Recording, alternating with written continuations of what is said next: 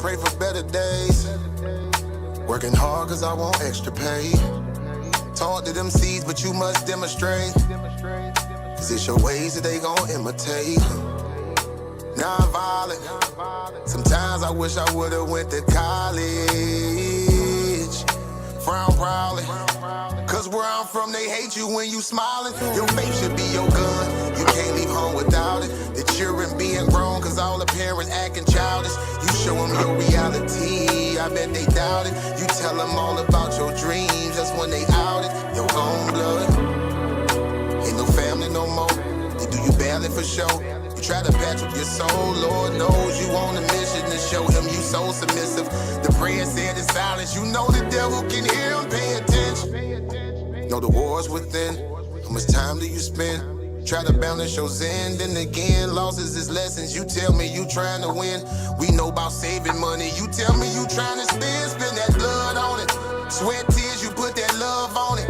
Your best years was just a dumb moment. You tired of going hungry, can't deal with fake making your life lonely. Your lack of faith that left your soul boning. But you gon' work and you gon' strive, do what it takes to survive. What is truth, what is a lie? You know that war's inside. Some get draped into the fake, they don't know what to decide. Wrong choice, meet your demise, keep that between you and I. You realize, some people you gon' let go, you visualize. The things you need to feed your soul is on the rise. They not gon' wanna let you go, but it's alright. It's cool to bury what's gon' grow. Went from wrong to the right and to the dark to the light. It was a hell of a fight. You give it all your might. Gotta hold on tight and you stay strong and precise. You fight the war that's inside, cause it might change your life. Wrong to the right and to the dark from the light. It was a hell of a fight. You give it all your might. You just hold on tight and you stay strong and precise. You fight the war that's inside, cause it might change your life. I ain't the person that I used to be. So what I do today ain't things that you used to see. Stay the same, no, things change usually. Some folk I may know might get reintroduced to me. Yeah, I ain't the person that I used to be. So what I do today ain't things that you used to see. Stay the same, no, things change usually. Some folk I may know might get reintroduced to me.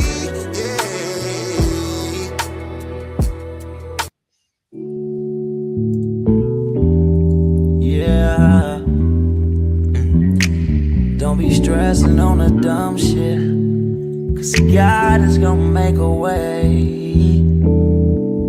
Just keep going and keep your faith, so you can win this race. This race called life, yeah, yeah. This race called life. This race called life, yeah, yeah. Race called life.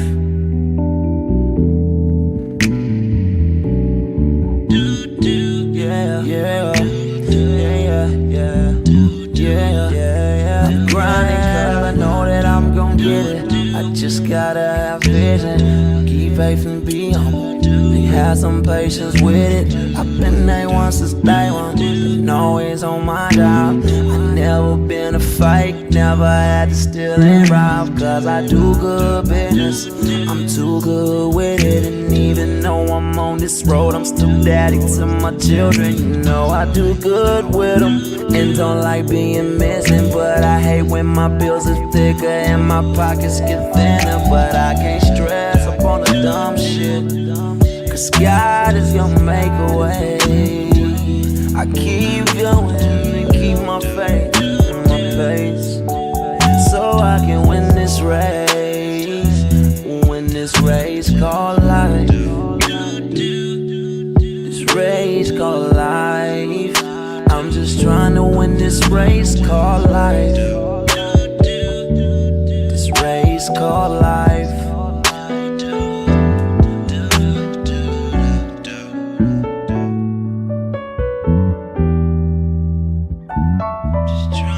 This race called life, yeah. Race called life. I'm just trying to win this race called life, yeah, yeah, yeah. I keep on running in this race called life, yeah, yeah, yeah. I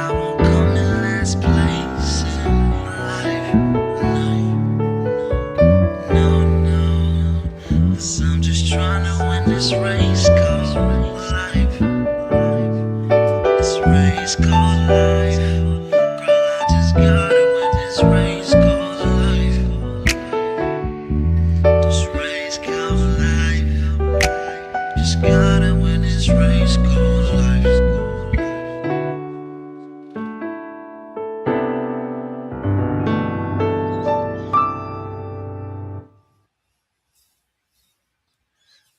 Peace, peace. Let's get into it. Let's get into it.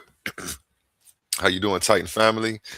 I'm your host, A1, leader of Team Titans. And today, I should have labeled this an episode of Polytricks, but the White House holds press briefing as Trump ramps up Greenland rhetoric. We're about to watch this live press briefing together. Um, why not catch up with y'all since y'all fam, right? Let's get into it. Let's get into it. I am watching this from the Hill. Shout out the Hill. Go ahead and get him a subscribe. Uh, hopefully this don't flag nothing, but let's see. Let's check it out.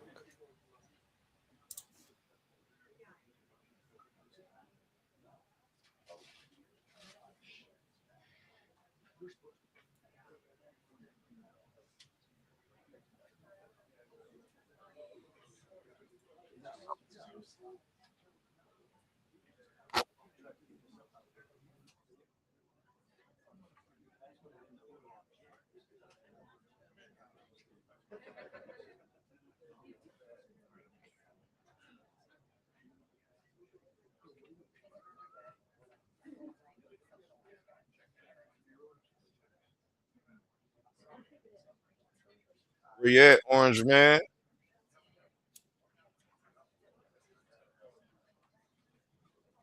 There goes Orange. Wow, that's a big crowd. It's a lot of people. I think it's like a record. So these are accomplishments. We have a lot of accomplishments. And as you know, this is the anniversary, first anniversary, January 20th. And it's been an amazing period of time. We have a book that I'm not going to read to you, but these are the accomplishments of what we've produced. All page after page after page, individual things. I could stand here and read it for a week and we wouldn't be finished. But we've done more than any other administration has done by far in terms of military, in terms of ending wars, in terms of completing wars. Nobody's really seen very much like it. I think it's appropriate that because Minnesota is so much in the fray, and I say to my people all the time, and they're so busy doing other things, they don't say it like they should. They're apprehending. Hey, I'm over here rolling at the comments. They keep saying diaper change time. I keep talking about he need to change his diaper, man. Hey, funny. Murderers and drug dealers and a lot of bad people. And these are just some of the more recent ones that we have. And I can show you some of the people. Vicious, many of them murderers. These are all out of Minnesota, just Minnesota. I say, why don't you talk about that more? Because people don't know. Do you want to live with these people? What is he on right now? International murder. These are Hold on, let me that are pause living- this for a second, man. were I don't like apprehended. this. He does a good job of trying to make it seem genuine. It's not coming off like that. Like it's just demonizing the other. Like if they criminals, they criminals. Just say we locked up some criminals. You trying to show all these horrendous criminals to strike an emotional response out of people. Like, and that doesn't need to be done. So I don't know. To lay it on thick like that is calculated by design. That does make me. I'm not gonna say what it made me. I'm gonna just go ahead and say it raises eyebrows. I'm gonna let it play. And either put in jails in their country from where they came, or the countries respect us, and so they actually put them there. In the old days, they didn't respect our country. Biden wouldn't do this because he let them all in. You know, if you didn't have open border policies of Biden. This print prints everything Oh, to sorry your about brand that. in front of your fans, like t-shirts, Sorry water about that. bottles, and Sorry about totes, that. so everyone can. Oh, dang. Oh, they got commercials on the ad. That's good. Caused by Why they do me like that, y'all? I'm about to previous pay for administrations. the So one upgrade. after one. Boy, these are rough characters. These are all criminal, illegal aliens that, in many cases, they're murderers, they're Worst drug of the lords, worst. drug dealers. What? They're the mentally insane. There's some of them who are brutal killers. They're mentally insane. They're killers, but they're insane. I don't know. It's just giving Joe Biden 1994 crime bill all over again. You over here demonizing the other. One thing I always say, one thing I say about Donald Trump is he talks about Latinos and Mexicans and all of that the same way Joe Biden used to talk about black people. Um, they're beyond the pale. You know what I'm saying? They Hillary Clinton-esque rhetoric. They need to be brought to heel. They're super predators. You know, things like that. And then I see what he's holding up, worst of the worst. I don't know. I'm not rocking with it. Let me see who we got in the back. We got GMO in the back. Peace, GMO. How you feeling? How about that, man? What's going on with you, bro? Chilling, man. Over here, catching up on the news live. I'm just gonna start doing watch videos so it'll help me save time. I can catch up and I can stream at the same time. Okay. Man, I seen I was actually just looking into they was talking about capping credit card interest at 10%. Swear. We could pull that up after this one if you want. Yeah, man. I want to see how people are gonna feel about that. That's it definitely could help people out and save the consumers a lot of money. And then you got bank owners saying, of course the bank owners don't like that. They're trying to cap it at 10%. Hold on, let me pull this up real quick. There has been talk. I didn't seen reports where Trump says something like that, and where Democrats have been pushing for it on Capitol Hill. So there is a bipartisan. And matter of fact, I got an article I just shared where the leader or the CEO of Klarna, Klarna is the banking app, agreed with Trump that the credit machine is running rampant, and he agreed with the 10% cap. Drop that in the back chat for me. We're gonna pull that up here shortly. Oh, bet. Not the back chat, the private chat. Drop it in the private chat if you can.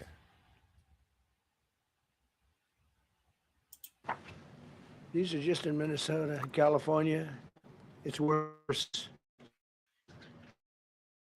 In other states, it's worse. Now, Minnesota, the crime is incredible. The financial crimes are incredible. Shout out to our boss. And the problem is because that link is in the chat. The agitators and insurrectionists, whatever you want, troublemakers, but they're paid agitators and insurrectionists. Nobody talks about the fact that $19 billion at a minimum is missing in Minnesota, given to a large degree by Somalians. They've taken it. Somalians, can you imagine? And they don't do it.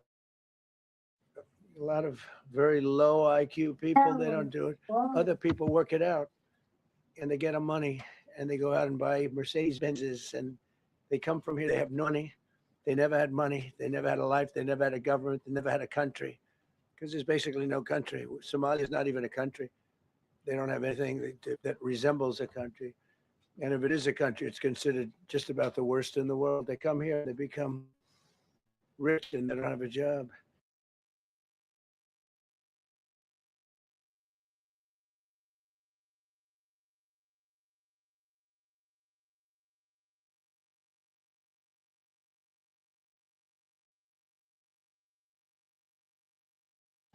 I was told that Ilhan Omar is worth $30 million. She never had a job. She's a crooked congressman. So here's another one. And I have, oh, by the way, we just took out, these are all what ICE is doing. And it's a dangerous job. These are rough people. Weapons. This one here is very bad.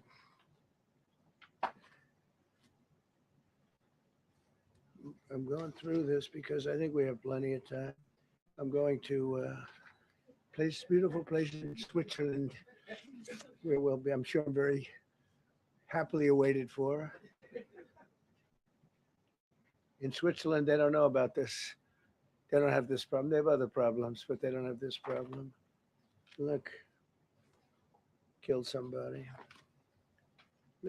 And these are real people. These are not, this was all allowed into our country through open borders. These dumbest policies, men and women sports is dumb. But to me, having an open border for the world to come in, drug dealers and prisoners, Venezuela, as an example.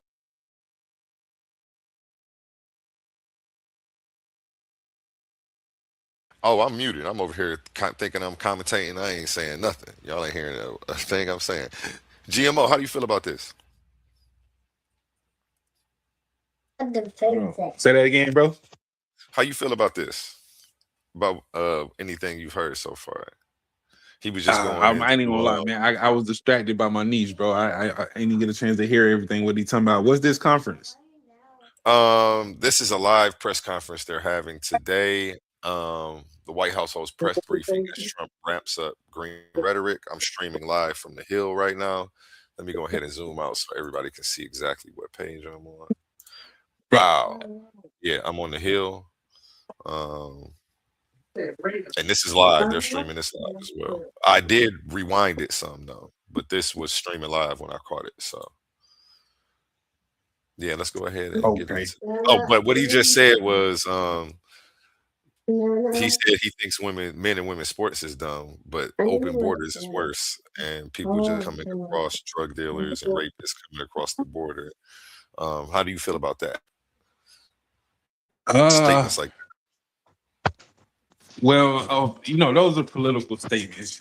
Whenever a politician is trying to drive home a point, they're gonna make it as graphic as possible without, crossing any uh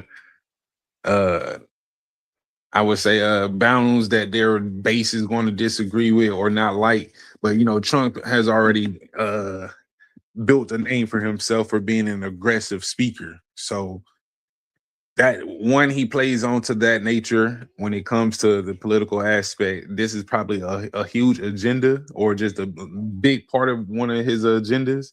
So the tone is going to reflect that. But then again, I don't know what the situation is like at the borders and from the immigration standpoint. Going off of the different reports, if it is as bad as they claim, like millions of people, and those millions of people are definitely going to affect the economic, situation. It's going to cause a lot of people to have, what resources that they're going to have to fight for. So from an economic standpoint, a resource thing is always critical. That's always going to be goddamn like priority number one when you are losing. How resources are allocated are going to be like the first and foremost. That was something we were just discussing with my business owners and my other co-founders and shit. That first and foremost, before we even start discussing where we're gonna, divvy up our profits, we gotta agree on where our resources and revenue is gonna be allocated to first. Once we start making money, you know what I mean? Like off top 30% of what we make goes towards this. You know what I mean? 10% is going towards marketing. Like all of that is already going to be taken care of long before we even get the chance to see our profits. So I'm assuming that, of course, the government is going to operate in the same manner or the same thing if they not being corrupt. So I ain't trying to drag on too long, man, because but politics is it's such a tangled net. You feel me? It's really no just blanket answer. Is do you like this? Do you like this policy? Yes, for this reason. No, for that reason. Do the yays outweigh the nays? I think that would just be the overall common thread between every political action. You feel me? Do the negatives outweigh the positives? Then I don't think we should go that route.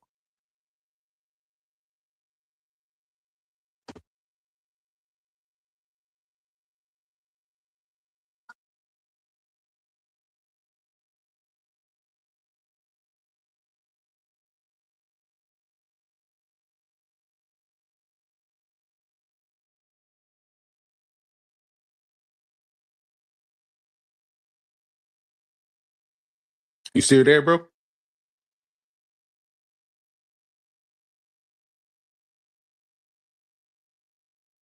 Dang on it, I've been muted this whole time. I'm over here thinking I'm asking you questions, wondering why you can't hear me, GMO. My bad. Yeah, I'm still here. I was going to ask you, do you feel like he's just demonizing them, or do you feel like the drug thing is actually a problem, and that um, we have to be targeting Latinos because to find out if they're actually drug smugglers or not, because it's such a problem here. There are a lot of people who are in support of what he's doing. Yeah, I was trying to figure out what stance you took on that. I think he's definitely ramped it up. The violation of civil liberties of the people to find out who's a criminal and who isn't won't. I don't agree with that at all. Pulling up without probable cause and then trying to use things like an accent or skin color to justify demanding an ID from somebody, I think that's outrageous.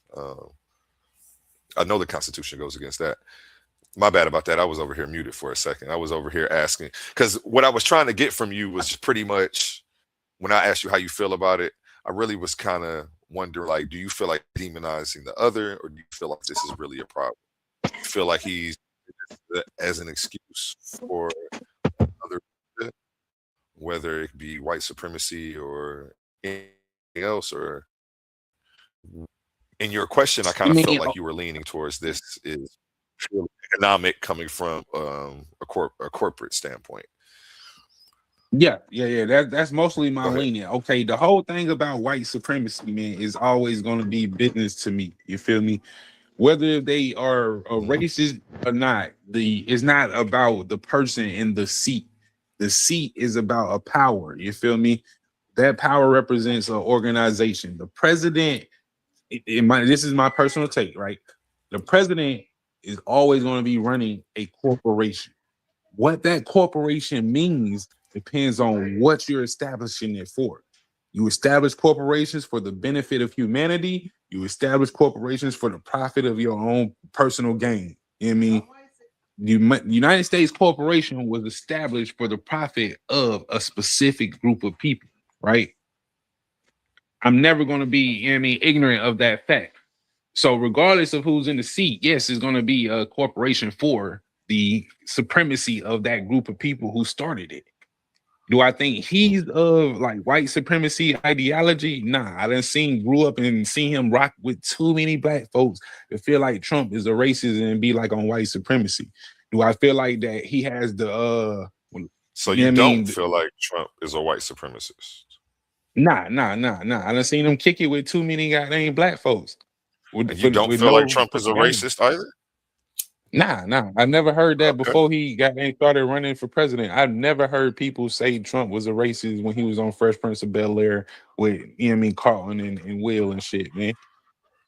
Okay, that's interesting. I never heard folks say he was a racist when he was on what was that Home Alone and shit. He made his cameo. I never heard him. I never heard he was a racist when he was on Oprah Winfrey when she was asking him to interviewing him to run for president.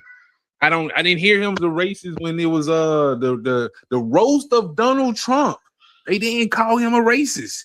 This is the perfect time to go and just going in on Donald Trump, bringing out all of his secrets and just, shit that we know bad about him in the public, but nobody called him a racist during the Snoop Dogg was at the roast of Donald Trump. But he a racist. It don't make sense to me, bro. It just, I'm sorry. Yeah, dang, that's funny because Snoop Dogg used to kick it with him, and then he just like turned on him. It was because he became a Republican, bro. And it's part of the whole what they call it, Hegelian dialectic, where you gotta control both sides of the narrative and shit. You feel me? Mm-hmm. You got the problem and the solution. That's all it is to me. If anything, I would say that they working together. Trump went through the whole roasted and shit and went through the fire. They seen like, okay, he can take the abuse, send him out there. And now the whole world after Trump, Orange man bad. You silly. Selective outrage. That's what I'd be calling it. Let's Yeah, get it. man. I got turned into a Trump supporter just simply because I didn't hate him as much as everybody else did, bro. Like, I'm sorry, I just don't hate the man. I don't care about nothing else. I just don't hate him. I won't allow myself to really hate anybody because it takes In a fact, lot of love out of you to make space for that. You know, we only have so much space. yeah, it's too much time trying to hate a person, bro. It's not even worth it. But then if you let some folks tell you that, they'll tell you I hate Obama or Joe because I point out the similar shit that they hate in Trump.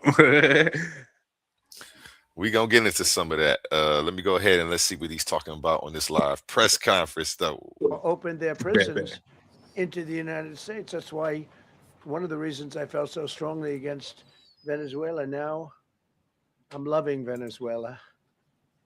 They've been working with us so well. It's been so nice. That's one of the reasons people don't like him right there, Unbelievably though. nice woman. Go ahead. That bro, that was funny. My bad, bro. That's one of the reasons people don't like him. For saying stuff like that. Yeah, I like Venezuela now. Like we done captured of your course we do president. now. Of Yeah, course you do, dog. Asshole.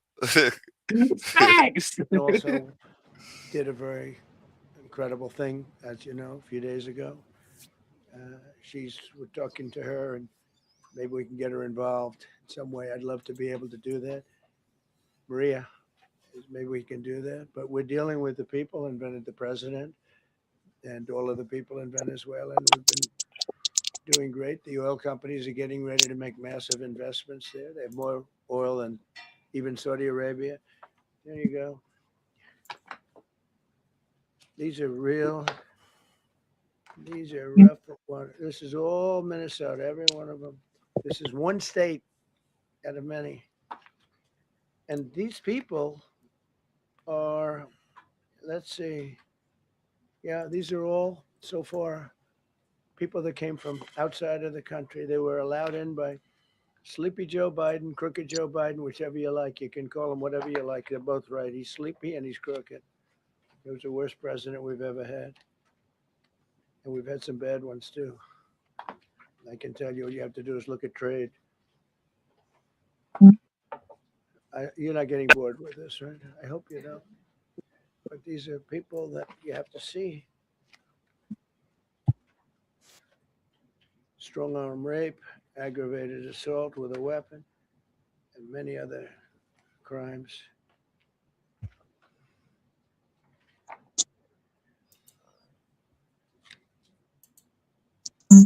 Gang member, known as one of the toughest people around. These are tough people. And do you feel like he's demonizing the other here? Hold on, rape, assault, So this is what the people are trying to protect, because all ICE wants to do is get them out of our country, bring them to prisons and jails and mental institutions. That shit's not That's all true. they want to do. That's not true. Go ahead. I'm gonna pause it. Yeah, I mean, like that the shit's just not true. Like we done seen too many videos where they pulling black people out of cars, white people out of cars, and they clearly aren't fucking immigrants. They don't have no fucking accents. Why are you pulling over people without knowing if they're immigrants or not? How do you even know they're immigrants, nigga? You're not even the police. How do you know? So you're just randomly pulling people over? Like, them people don't care, man. Yeah, Like they don't care, and it's like we could keep on turning the blind out of that shit. But once they done with them Hispanics and them Somalis, they back on our ass.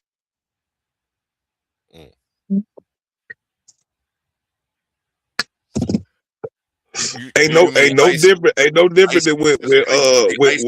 demonizing the Arabs and the Afghani motherfuckers and shit, and it was all about them.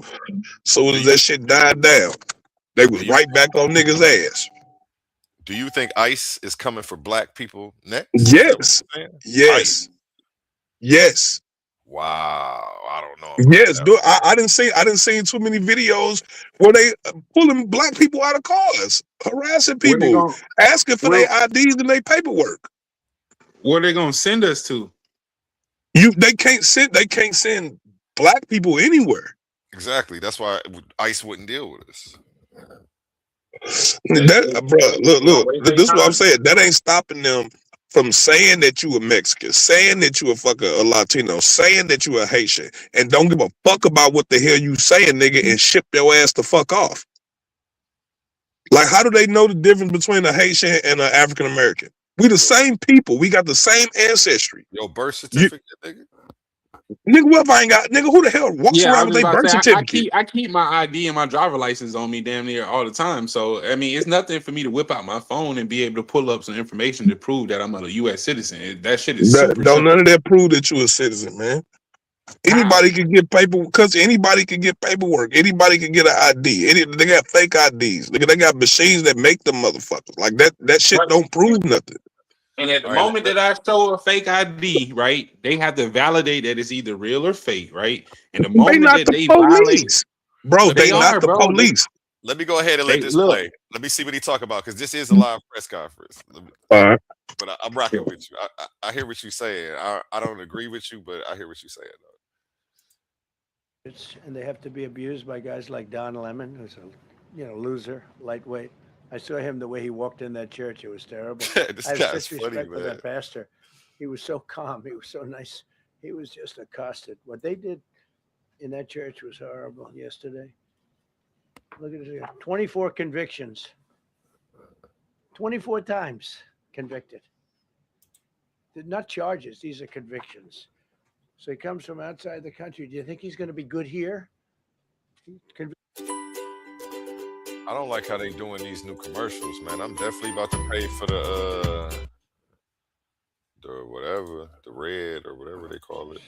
One of many. One of many. All they want to do is get him out. They want to take him out of our country. And we're met with paid agitators and insurrectionists, troublemakers. They're paid. You know, when the woman was shot, I felt terribly about that. And I understand both sides of it. But when she was shot, there was another woman that was screaming shame, shame, shame, shame, right? You saw it. So loud. Like a professional opera singer. She was so loud and so professional. She wasn't a woman that was hurt, like, oh, my heart's injured. She was a professional. She's shame, shame. She's screaming, shame, shame. I said, that's not a normal person. That's a professional. These are professional agitators and professional people that want to see our country do badly. But that's not happening because we have the hottest country anywhere in the world, despite this stuff. Look at this. I don't know about all that hottest country in the world right now. All top of the line. How y'all feel about They're that not one? going to be good. I don't feel the They're not same going way to be well about that one. behaved here. I ain't gonna lie, I'm ready to leave to go validate whether or not those statements are true. In the last fairly short while. Just in Minnesota. What's the number? It's hard to validate the statements are true if 10,000. I'm on the inside. You feel me? I like that assessment. 10,000 criminals. And these are serious criminals. Now, how can a place with 10,000 criminals, how can you have a state? And yet they're fighting us. I like that guy. Keeps nodding to me. Do you agree with me, I guess? I like him. I don't know who he is, but I like him. He keeps nodding. He says, you're right. He's obviously a little on the right side, maybe. Look. These are rough ones. Yeah, he's taken. It's giving me 1994 Joe Biden crime bill demonizing the other. I could go 30 times what I'm showing you now. And he talks about Latinos and Mexicans the same way Joe Biden and them used to talk about black folks. Yeah, and that's what I'm saying. It's the same. It's the same thing. It's just a different player. It's the same tactics. All this shit is the same tactics. The same tactics they use on us. They use on Africans. They use on other people of color. They use them same tactics. They don't never use them tactics on white people. You know what? Let me Murderers, pause this. many murderers. And this goes back to something that GMO was saying earlier, when you're running a corporation, it's about the allocations of funds and resources. Is that you said something along those lines, GMO? That's how a corporation go. You gotta have goddamn like bylaws that explain what you're doing, your quote unquote constitution, right? And then your departments and how you gonna fund them and everything. So, and that's exactly what I was going to actually touch on. The last words you said, the last two words you said, fund them. I was going to go to funding though. Do you think like this is all one big place so that way they can keep fund like, or is ICE asking for more money right now? Let me look this up. I'm going to try to follow the money. Hell no, they get paid 200 racks a year, nigga. Oh no! Get out of high They school ain't diploma, asking right? for more money. Yeah. What they did is they probably just got more money, so they gotta keep a reason for why they got that money. Nigga, Trump can fund them out of his own pocket.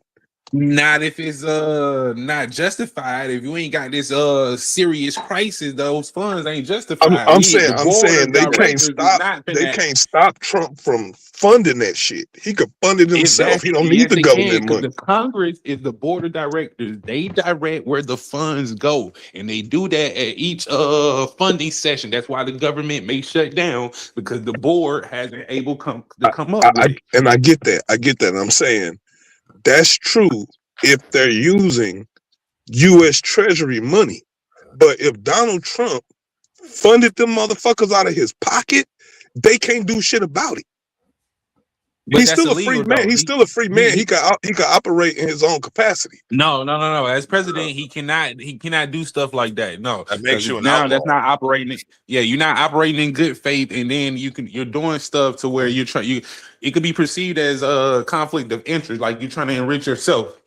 Not outlaw. So what's the difference when through the United States government and the power? So what's the difference when they tried to cut the food stamps and Congress put together a pot to keep it going? What's the difference?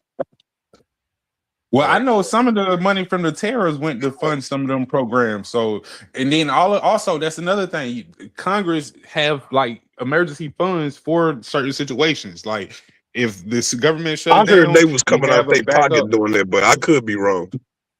Nah, I don't know about coming out of the personal pocket. There's laws against that. If you know that for a fact, and we find that out, yeah, we can definitely sue people. I ain't like any regular citizen can donate money to ICE or any police department or any department. Any one of us can do that shit. So I don't think it's illegal to fund things like donating and funding something. It's two totally different things. Well, I guess they're different definitions, but they do the same thing. You don't donate to the policy. You donate to the organization, and then whatever they pick. Like you don't get to dictate it like that. With this situation would be him creating policy and then putting his own money behind it, which would almost be like you trying to do the same thing on the side. I mean, shit. I don't see no difference between ICE and Hitler's Gestapo. What's the difference? It ain't one. It ain't one. Let's get into it. Let's talk about it. It's definitely a big difference. No, hold on. Let's talk about that, because I used to argue with people when they would say that until I saw what I've been seeing the last 2 weeks. I would be like, that's a false equivalence. No, okay, because you gotta understand. Go ahead. The whole point behind what's the name? Like, right? The claim was they were getting rid of people who actually had power. These weren't just downtrodden people. These were people who were economically manipulating and destroying the economy for their own benefit. That's the claim. Not why I'm saying that they like Nazis. It's not for right. So, but look, that's what I'm saying. That's the claim. So, if you have a people that if they are actually doing what they will claim they're doing, you're right. That is their claim. You know what I mean? I mean, the Gestapo was doing the same shit. That's their country. They were doing the same thing. I'm agreeing with you. And they was targeting a certain particular group of people, so they was being serial about it, right?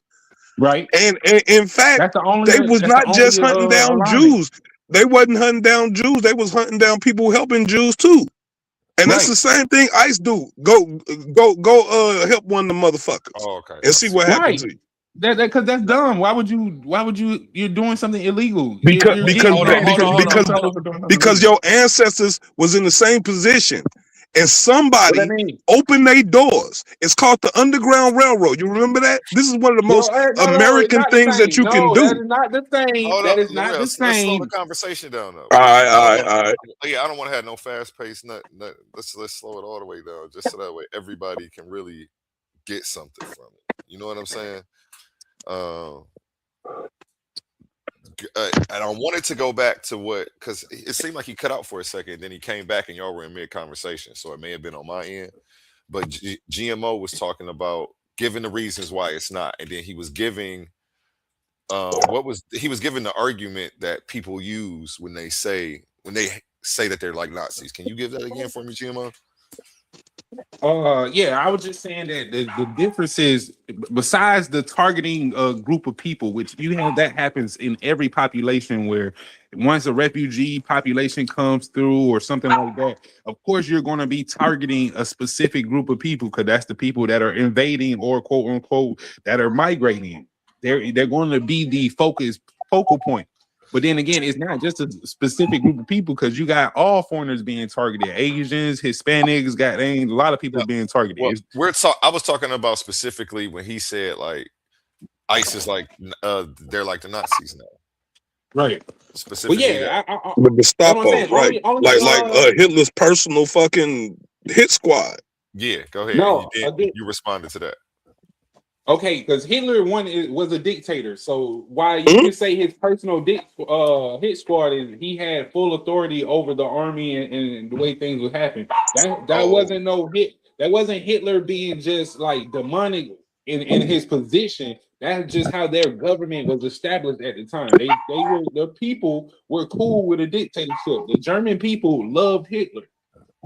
Okay, here's the reason why I compare them to Hitler. Because the first time, actually, when you were actually explaining that, I remember the answer that you gave the second time was different, which I'm not tripping over. I'm not trying to catch you up. Ain't no gotcha moments. Like, I'm not trying to do that to you. So, like, I'm not about to try to slam dunk you if you're wrong or say something or forget something. It ain't that type of party with me. But the first time you said, because I wanted to go off of that. That's why I was trying to get you back there. The first time you said it's because they like broke laws and they're here and they're like, you were supposed to get them out. And I don't even know, you may have even added something about economy. But the reason why and that's usually why people compare him to Hitler, just for going after them, period. Which I say he's not like Hitler. This is a law that's on the books.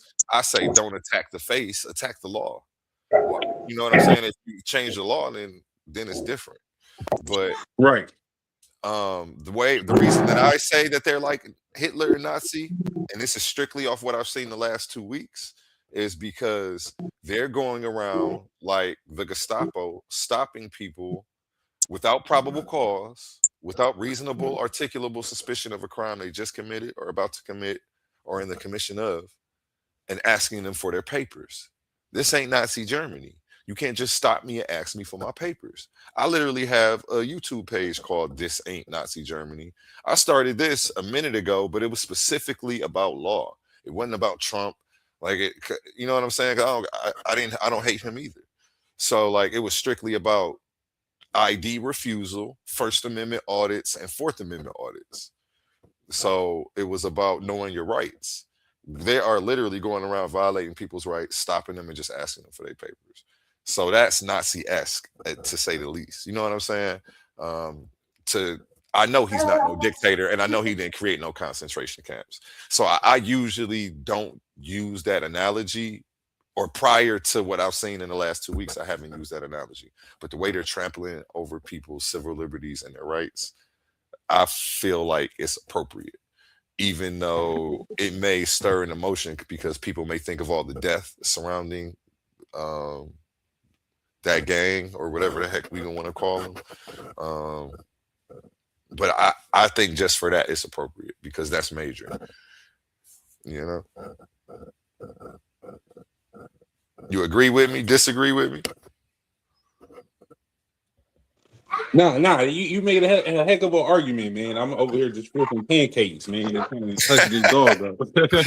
But no, yeah, stopping people and asking for their ID, yeah, that's definitely giving the German X vibe, and I can't blame people for that. But now I would say I just need more context because I can't say that's happening or not happening as I'm not privy to any knowledge of it. You feel me? I've heard people getting shot. But that when I seen the people getting shot, they were actively trying to stop ICE from going to execute warrants, right? So if you are in a place where they're executing a search and warrant and you get caught up in that place and they're asking you for ID, then that's a different story. You feel me? You're getting caught in an active raid. Identify yourself or you're going to get taken with everybody else who we came to get. I think that would just be the smart thing to do. But just if they're walking around like a random person just walking down the street, I'm going to the bodega to get me a cheesecake, and you asking me for my ID, yeah, that's Nazi German-esque. But if you're in the area where they're actively raiding, and you got caught up in the middle of a raid, and they ask you for your identification so they don't take the wrong person, and that's different. I see what you're saying. That may be a little different. Yesterday, I was actually playing clips of what I was talking about, though. So it's like I've actually seen it. I was playing clips yesterday of them harassing American citizens who were American citizens. They were harassing this one guy who was carrying a pistol. Then they tried to arrest him for saying, well, you were reaching for something. I would have been like, so what? I'm in my car. I can reach for anything I want. A lighter, a cigarette. What do you mean? I'm not allowed to move in my car because there's a police by me? I'm reaching for something. Shit. Why, you that's you and me, bro. Yeah. You know, can you hear me? Yeah, I hear you now. Okay. Yeah. I don't know if it. I think my mic is good. I just got a new mic yesterday. But yeah, to say that because he was reaching for something, that's probable cause to search his car. Like he has to be dead still while he's parked. Like no, that doesn't even make sense. So what made them even like deal with him? When they just pulled him over? He was sitting in his car and they were harassing people in Minnesota. It was on the show yesterday with this background right here. Hold on, let me show you the background. It's the background that's actually up right now.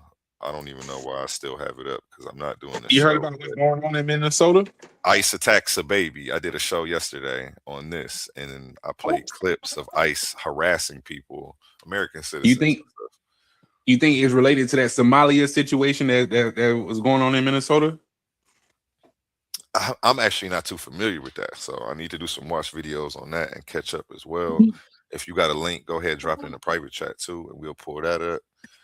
Now I don't have a link right now, but there was a guy who they were uncovering like some kind of it's supposed to involve Tim Pool or what's his name, Tim Walz, the governor, and stuff like that. Like there's this like underground network of like Somali scam going on where they doing something with daycares and scamming the government for billions of dollars or something. I am familiar. Yeah. I thought you was talking about like smuggling Somali immigrants here or something. I was gonna say, oh, I don't know about that. Yeah. I mean, that's not a big deal to me. We in the community where I'm from, we've been scamming them on EBT and everything my whole life. That's all I've ever seen. So that's one thing with us, but these are foreigners though. Is foreigners doing it? Well, I mean, and again, growing up, I already knew that's how they come over here. They get the tax breaks. Like they're working the system when they come over here. I'm around a bunch of foreigners, and they work the system. They work every system, not just the American system. I know foreigners with Benz who know how to finesse the warranty and do all this other stuff. Like they're always working systems, and they work as a team together, and their community. That's the key thing. They work as a team together, because all these scams wouldn't work if niggas would just ain't discombobulated. Yeah, and we could be doing. I don't know. They call it a scam because, well, the government's not getting what they want. They're cut. As soon as the government doesn't let you extort them, you're scamming. You see what I'm saying? So we have to pay attention to the language and how it puts us on the bottom and in a bad position. When is it really wrong? Just because something's a law doesn't make against the law doesn't make it wrong. You know what I'm saying? So, and like people say, at one time slavery was legal. So I don't know. It depends on where you're at. There's different levels of consciousness, even to this political game. So remember that and recognize that too as well.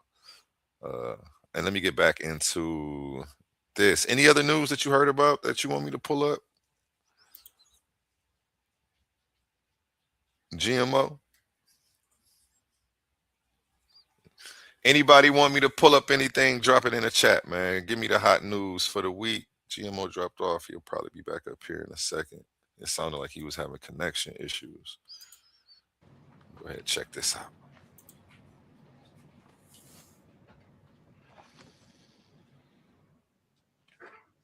So what ICE does, and Border Patrol is incredible too. I mean, Paul Perez and that group is incredible. Mostly Hispanic, by the way. They're like 60% Hispanic. You know, they talk about Hispanic. They're mostly Hispanic, right? And they're unbelievable people. And then they say, oh, we discriminate against. I love Hispanic. They are unbelievable, entrepreneurial. They have everything. I did great. I did the highest. Nobody ever got numbers like I got from the standpoint of being a Republican. But even My dog over here chewing the carpet, Texas, I y'all. won the entire border along Texas, between Texas and Mexico. Never happened before. Nobody's ever done that before. I did it as a Republican. I did it. I love the Hispanic. And they accuse us of all sorts of things. 60% of the people we're talking about, they're the best people we have, and they're Hispanic. The Border Patrol is largely Hispanic. ICE is largely Hispanic. They're unbelievable people. I don't know how they can take the abuse. They're taking rough. Shout out William Armstrong to the panel. How you feeling today? I'm feeling pretty good. How you doing, my brother? I'm doing amazing. Any thoughts on what you heard? I didn't really get to hear much, but I kind of been keeping up with the situation. Is this going about the insurrection? Which insurrection? The one January 6th?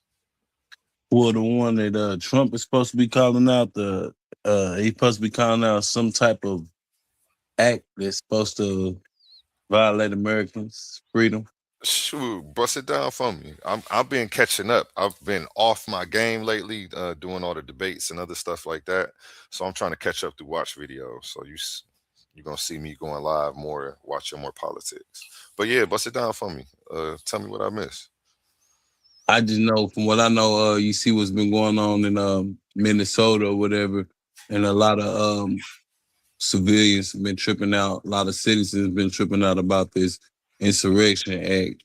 I don't know deliberately what this Insurrection Act deliberately does, so I need to get all the way intertwined with that before I speak on it.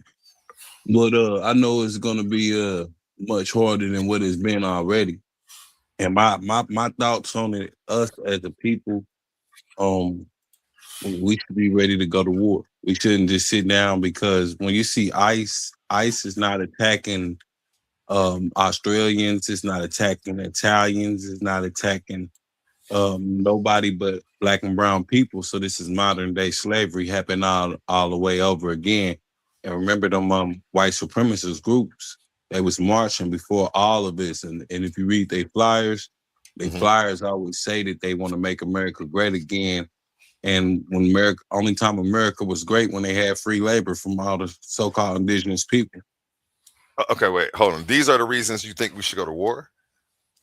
I think we I was gonna say to make America great again is on that list. Like, no, I'm not saying for us to make America great again. I'm saying I heard exactly what you said. I was gonna say, like, that's one of the things that is like got you convinced, because you were listing you said, I think we should go to war, and I was assuming everything after that was gonna be the list of reasons. And then you went into they wearing the Make America Great Again hat, said it was only great at this point in time, so this means that. Well, it's like if you really look, if you sit around and wait on somebody to operate their whole plan out, and by the time you look up and get ready to fight or to try to defend yourself in resistance, their plan is already in effect. So it's like we should be planning, at least strategizing for certain things if they do take place, and having unity, coming together in different communities, putting our differences aside, and you know what I'm saying, learning how to love each other, because at these times all we got I is agree each with other. all of that. Yeah, you got And but I would say I definitely feel like it's gonna be a war, and we're gonna have to stand proud on it. we're gonna double back on that. We're gonna double back on that. What I did do was pull up the Minneapolis ICE protest continues in face of Trump's Insurrection Act. Maybe I should just pull up one on the Insurrection Act. What Yeah. would the Insurrection Act mean for Minnesota? That's only a minute and a half. Glenn Beck, should Trump invoke the Insurrection Act? Oh, okay. I see what's going on. Yeah, let's play this. We begin tonight with Ian Lee in Minneapolis. Ian, what's going on? Shout out CBS Major, News on you know, YouTube. Give them a despite subscribe, being this now everybody. the warmest part of the day, 0 degrees, it felt like negative 22 earlier. You still have hundreds of people coming out here to this ICE detention center protesting against their current operation. People are chanting, they're blowing whistles, they have blow horns. Whenever you have a vehicle leave this detention facility, you have people hissing and yelling at them. You know, this has been a sight that we've seen over the past few days, this tension that still remains quite high as this operation continues. I see bike racks behind you, Ian. Are those new, and are they sort of a crowd control device to keep the protesters from entering the street? It really don't even matter, because I see what you're talking about with the Insurrection Act. I just looked it up. Yeah.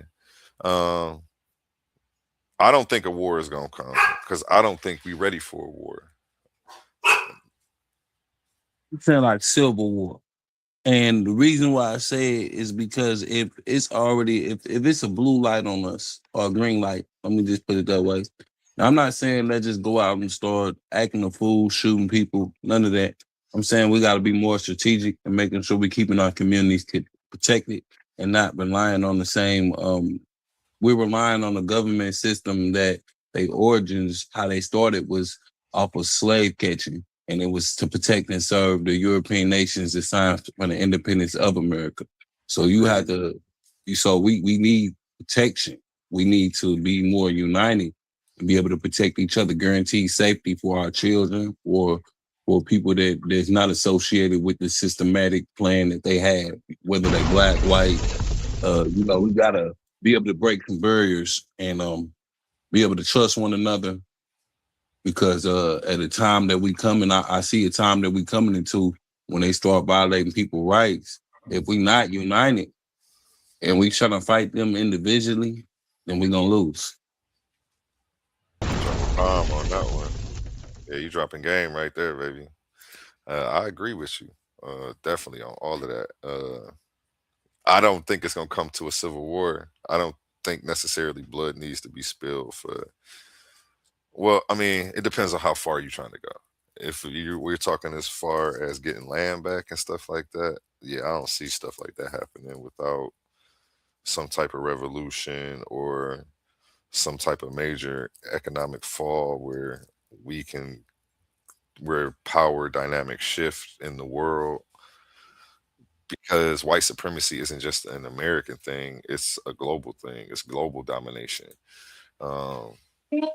This isn't just this little section of the continent of North America.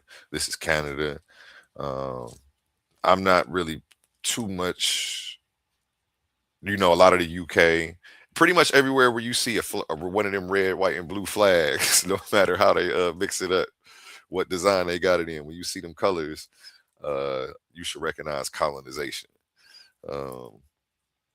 France, another one. Give me some more GMO. You feel me? I see you down there. I say the whole world right now, but it's the name. They might Australia. have a title. Mm-hmm. See, they got the title, right? So if I say I own this, right, and I got a title to say I own it, I can have a paper to say I own it, But if I say, hey, I'm about to kick everybody out and treat everybody unruly, then I can find out real quick that I really don't own what I thought that I own. Because if I lose that war, then that paper ain't no good. Yeah, you talking about the treaties and stuff like that? What you talking about when you say the paper ain't no good? The money? No, I'm saying like, all right, so they calling out all these acts, and you look through history, most of the time, other than the Seminole Indians, the Black Seminole Indians or whatever that went to war and stood, you know, we ain't seen like, all right, so I don't want to break my stance on this. So what I'm basically saying is, ain't no rush. The Seminole Indians, you see how they stood or whatever, but it was a time where they were paid off. If we can't stand firm without being paid off, without being antagonist, without being persuaded to be back into a systematic oppression, then we will always be oppressed. But in the meantime, while we living like this, if we can live in peace in the system that we so-called live in, that's cool. But if they go against the grain, we all have kids, we all have mothers, fathers, and we have etc. that we have to protect. And we should do that by any means necessary. It shouldn't be no laws or no religions in our head when it comes to protecting our loved ones. I see what you're saying. Survival is the first rule of nature, no matter what they put on paper. Exactly. But yeah, as you see though, I've seen videos of police beating people, and you rarely see the police fight. I mean, anybody fighting back. Well, I have a lawsuit right now, and I can't speak too much on it. And I was in a situation where I had to fight back, and I'm still fighting back with their system. That's why I speak out against their system. I understand the system that we live in, and it's like they spit in our face every chance they get. And if you bring up racism, they say, "Oh, that was so long ago." They don't want you to remember racism, but they bring up Independence Day every year in remembrance of the day that they established America. But they don't want us to remember any of the things our ancestors been hung. When we bring up the brutal history that they kind of have in this place. You know, well, you got some that's pure and they understand that, but it's a lot that overlook it, sweep it under the rug and say it was so long ago and say we lazy and you know, we crying about it and we need to get over it, you know, all type of stuff. And when people constantly spit in your face, you're gonna have to go to war. Hey, I mean, I agree with you. You sound like war is imminent, though. I don't know if that's gonna be the end result for regime change, but now that I think how about else it, can we get peace? I was gonna say, but now that I think about it, I've never seen regime change without a war. You see what I'm saying? So I mean, that I guess I end up agreeing with you based on the way the logic goes with the evidence that I have. So yeah, because you gotta think, bro. If we could I'm not even saying govern ourselves, but who's to say we first of all we from a people that had chiefs, not one chief. We don't come from where one person get to call all the shots. We didn't rule over each other in the sense that they trying to do in the ways that we just had certain things we went by, certain agreements, certain treaties we went by. You know what I mean? But now when you look at the way we've been conditioned, it's like we've been conditioned to get squatted. We putting these people in office who are doing nothing but racist stuff. Like every president that we done had, we voted Obama in. He did nothing but he did things that went against the so-called black community. We voted Biden in. He said you went black if you ain't vote for him. And when he got in, you know, all these other people got reparations, and we still got looked over. You know, so it's just like we continue to get spat in the face, and it's like all our history is nothing but marching and protesting and acting. So I don't believe in protesting. I believe it's a time when you get up and you fight back. Even if, bro, I was telling you, America's a corporation, right? I'm listening. That corporation has founders, right? The founding fathers, right? You agree with that? Yeah, all right. Everybody agrees with that? I agree with that. Agree. All right. I just formed my very first corporation, right? I've had an LLC before, and corporations is a little different. LLCs don't have founders. So as the founder, right, I had to connect with people that are going to be part of the C-suite or the board of directors, right? CMO, CFO, CEO. Well, as the founder, I'm the CEO, but you get the drift, right? So one thing that is in what is called the founders agreement is that the people who sit on my board with me and have the same exercising rights as me as a controlling member cannot vote against me, right? If you want to vote against me, your shares convert from protected status to normal status. So you have the freedom to vote against me, but it's not going to have the same power and impact as if you're voting with me as the founder. You get what I'm saying? So now put that on a country-based scale where you have these founding fathers. Who are they the father of? The father of the country. There's also the father of other people that continue to live this day. And do you think that those founders did not leave this conglomerate, this monopoly, this corporation, this confederation, no matter how you want to size it? You think these founding fathers didn't leave it intact for their families? I don't think so. I mean, I think they left it for their generation, their people. These founding fathers are European Caucasian men. So by just institution, this is a European and Caucasian conglomerate. It just, and it's in conception, that's what it turned out to be. And now African American, quote unquote, people are trying to vote their way into power into another man's master bedroom. And I just don't see it happening. I rent you a room all day, but I ain't never letting you get to my master bedroom, man. I think William would agree with you on that ain't the route to go. Trying to climb their ranks definitely ain't gonna get you but so far. And they never gonna let you affect actual change in a way that benefits us as a whole. We gotta understand, man, is they out to kill us, man. I'm gonna put it to you like this. I know it sounds so far-fetched what I think, right? But I say it to you like that. When it comes to their money, I got a lawsuit that I just dropped. You know what I'm saying? And I can't get, like I said, I can't get too much into it. But I can't drop what I want to say, but I'm gonna say it like this. But I've seen what they'll do. They've tried to kill me on a couple different occasions. They just, you see what I'm saying? So this is not something like, man, bro. Have I spoken with you before in the back chat? Did you tell me your story about how they tried to kill you like twice? In the back chat. Are you married?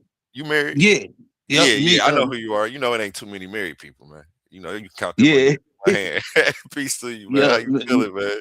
Shout out to you. I'm feeling pretty good, man. Shout out to you, bro. I know white people supposed to be coming on here and doing their thing, you know, here soon. So I'm definitely gonna be tuning in for that.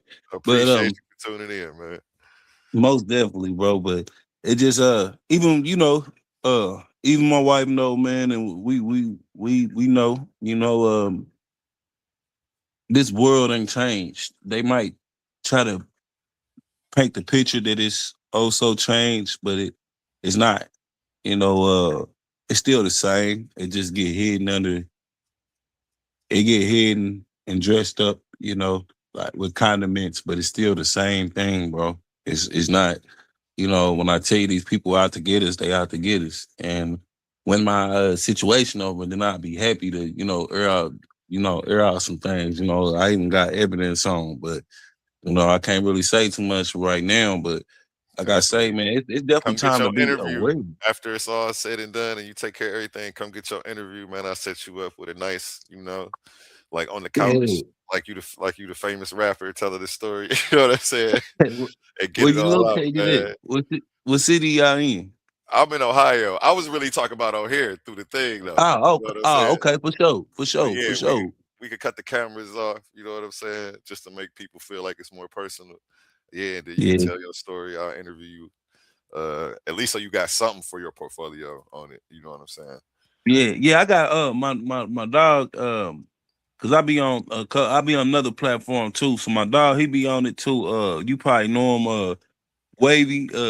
Oh yeah, Shine. yeah. Shout out Wavy, man. Everybody, if you're not hip, go give at Super Wavy a subscribe too, or if you ever see him around, uh make sure you subscribe and support, man. Yeah, we definitely support Wavy over here. He support us. Yeah, man, that's what we gotta have is more unity, man. That's what I always say, man. Unity build foundation, and that's how we should be doing moving forward, especially seeing the racism and the things that's going on in the country. I feel like that's the way we should be, bro. You know what I'm saying? That's Like fact. if we hating each other right now, then you part of the problem. You worse than KKK or you worse than any of these police that do police brutality. If we hating each other right now, and I say hating, period, because we can't be like the white man. We can't hate people because they white. We can't hate people because they skin color. You already know where we from and how we be. We judge you on basically off your principles and who you are. I think our So biggest problem is not hating people for their skin color, but trying to overly accept people because of their skin color. I agree. When you get the cooning and going trying to speak like them just to appease them, then I don't know. I always disagree with that. Like I can be cool with any race, just talking how I talk and being the way that I am. But if I gotta go to start talking different or acting different to be cool with you, I don't even want to be around you. Oh, I mean, not even just that, definitely too, though. But I was talking about the notion that all skin ain't kin. Oh yeah, They like to try to lump everybody in just because they got brown skin, like that makes them us. that's a fact, bro. Like we gotta think some of our skin don't care about our history and they know about the badge and all that, but they still put it on. And when it come time to shoot us down with a slave master or slave catcher crews, they gonna do it. They not gonna say, hey, wait, stop, none of that. Like you see these white officers doing for the white boys when they freak out and have knives, you know, Mm. uh, they shooting us down. So and you see it's a black cop here in Indianapolis, they shot a guy down and they didn't know that they was on camera still. They didn't know they was being recorded because his phone was recording. And the black officers walking up, they laughing, talking about, oh yeah, this is gonna be a closed casket. You know what I'm saying? Yeah. So it just show you the mentality of, our people, how far gone we is. But you gotta think, if you getting educated by the oppressor, you ain't been taught to real history. You've been taught that everything he did to you was okay because they teaching you that in school. Then you getting this religion, he teaches you to turn the other cheek in all his religions. What do you have for you want to build? You want to learn how to build a building, you got to go through his school, get his education. So we not building pyramids no more. What do we Right. have that's ours? We not our thoughts are being suppressed. We not being able to grow. Like you take a lion out of his environment and put him in the backyard or something. How is he going to become that lion that he really is by nature? He's being suppressed. And I just feel that's the same way with us. We're supposed to be owning businesses. We're supposed to be taking care of the land because it's our job. We sent here to take care of Mother Earth, just like you take care of your mother, and she take care of us in another sense. She feed us. You know what I'm saying? So when I look at spirituality points of my belief, and not just my belief, but just it's evident. It's reality. The earth feeds us. It gives us things. Why would we not protect it if we got to stay here? And I think that's as black man, we forgot. We so worried about putting it on the people now instead of, hey man, this is my land. This is mine. Why do I have to bow down to anybody? We just got to think more and come together in unity. It's everything for us, bro. I agree. I agree with you on that tip. Where you landed your plane at. We got GMO and GMO dropped off for a second. The rail Burns having connection issues, it looks like. Yeah, I definitely agree with that, man. And that still just comes back to what you were saying about how we have to start moving in unity, um, and stop all the beefing and letting the division keep us from growing as a community or in any business or in any of our endeavors. You feel me? Yeah, because you might know something, you might have something that I need. Like I look at it like this. Let's just I might be growing tomatoes over here. You might be growing lemons over there. You feel me? And down the street they might have onions and etc. You feel me? But if we learn how to come together, we ain't got to eat the same thing every day. We learn how to trade and we learn. You see what I'm saying? It's about coming together. You won't have to eat the same meal. But if you're gonna stay and be individualized, you're gonna eat the same thing till you die. That's facts. That's facts. Let me Peace, peace. find. Can y'all hear me? Yeah, we can hear you now. There you go. Now, I just came in to ask in, but I think we ought to switch over to a military style structure, like for our families and everything. I think we should have barrack style housing for our families, almost like a boarding home, where we feed all the families and all the children at the same time. So like each little boarding home would house about 3 4 families in that motherfucker. All the boys got a wing. It's a girl wing, and then you got the parents wing. You know what I'm saying? It's a like we got to go on in that route. Real group economics.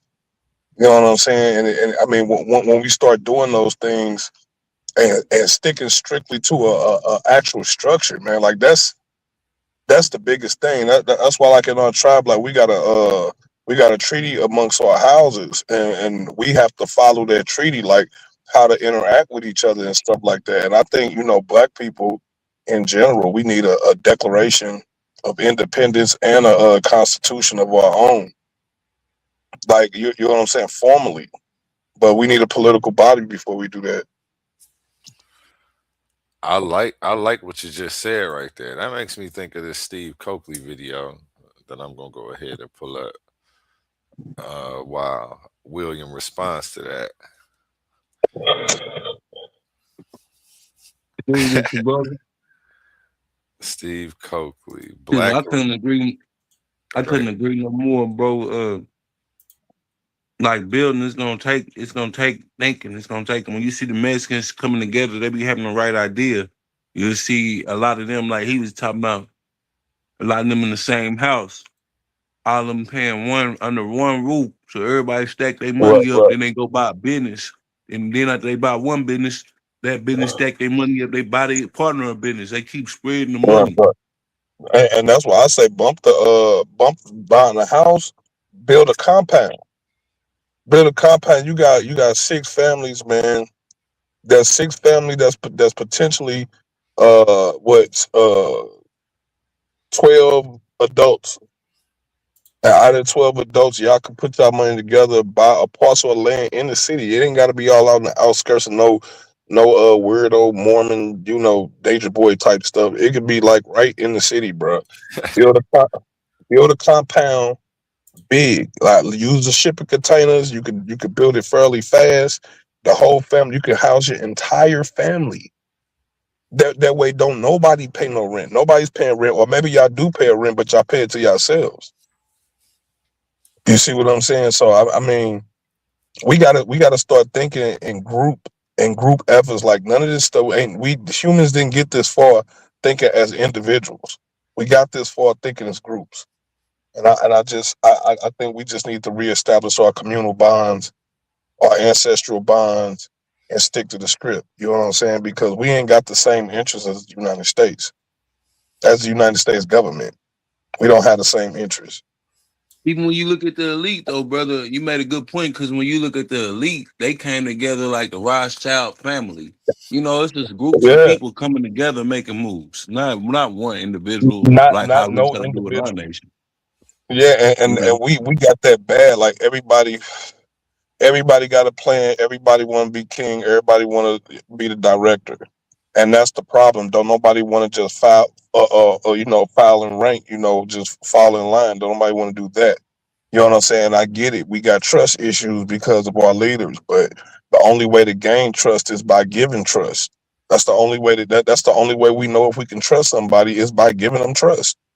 So I mean, the only way we gonna get out of this rut is by picking a leader, picking Well, one, I don't agree and with that. following. And that's why I I'm got just this saying. video down here We need below, because leaders. I don't I'm agree just, with that. I agree with what We need I Willie guess, leaders. said. You I hear me? agree. We Hey, need leaders. We can't have one person fuck talk us that over. talk, You see what Will. I'm saying? If we got leaders, we got to come together on every decision. I mean, you got a group of leaders, Ooh, everybody coming ooh. together before decisions get made. I Ain't no one man going I out think there he just should have a freestyling. cabinet of. I think he should have a cabinet of people, but it ought to be a dictator style person. Like we come from kings and queens, bro. We come from kings and queens. Hold on. So I mean, I got a source for this. Now I got a source to back up what I'm saying. I mean, it's not one of them sources like, I can only go so far with it, but this is Steve Coakley, somebody I believe in. Like for something like this, I can see you pulling Malcolm X as a source or anybody like who said something like this before. Go ahead, Lorette. What was you saying? I didn't mean to cut you. I was just saying like we even our houses that you live in now is ran by one dictator. It's not ran by a group of people. You see what I'm saying? And all I'm saying is you should have a council of people that help you delegate and get things done. But it ultimately ought to be one person hitting it. You see It's what a I'm saying? it's a One model. person with ultimate power. I'm just saying that's the only way it's gonna work. It's not gonna work if you. You don't I'm have to just do saying absolute. That's the only way. It's not necessarily the only that's way. power. That's power. That may be the only way that you know power, but let's get into this source. Let's get into this because I'm not going to take that away from you. So I I got you. wouldn't jump to disagree with nothing you said about like, well, that's power and it works like that. Even your examples, but there can be counter examples and other models. And it Is is. all I'm saying. So let's And just it is. pull it up. Let's get into it. This is Steve Coakley's lecture, Black Leadership, White Finance. I remember watching this maybe like 8 years ago, and he talked about the leadership stuff, exactly what we're talking about right now. Because every week I've been in there, it'd be somebody new having the responsibilities for guiding and assisting and facilitating the group. And that has a way of, in the best organized way, of sustaining consistency. Mute up, bruh. Surely, if it be that Martin King was the one, or Elijah Muhammad was the one, or Marcus Garvey was the one, surely as they could identify the one, they would have made preparations laying at 2, 3, or 4 to be the next one if you play the one game with them.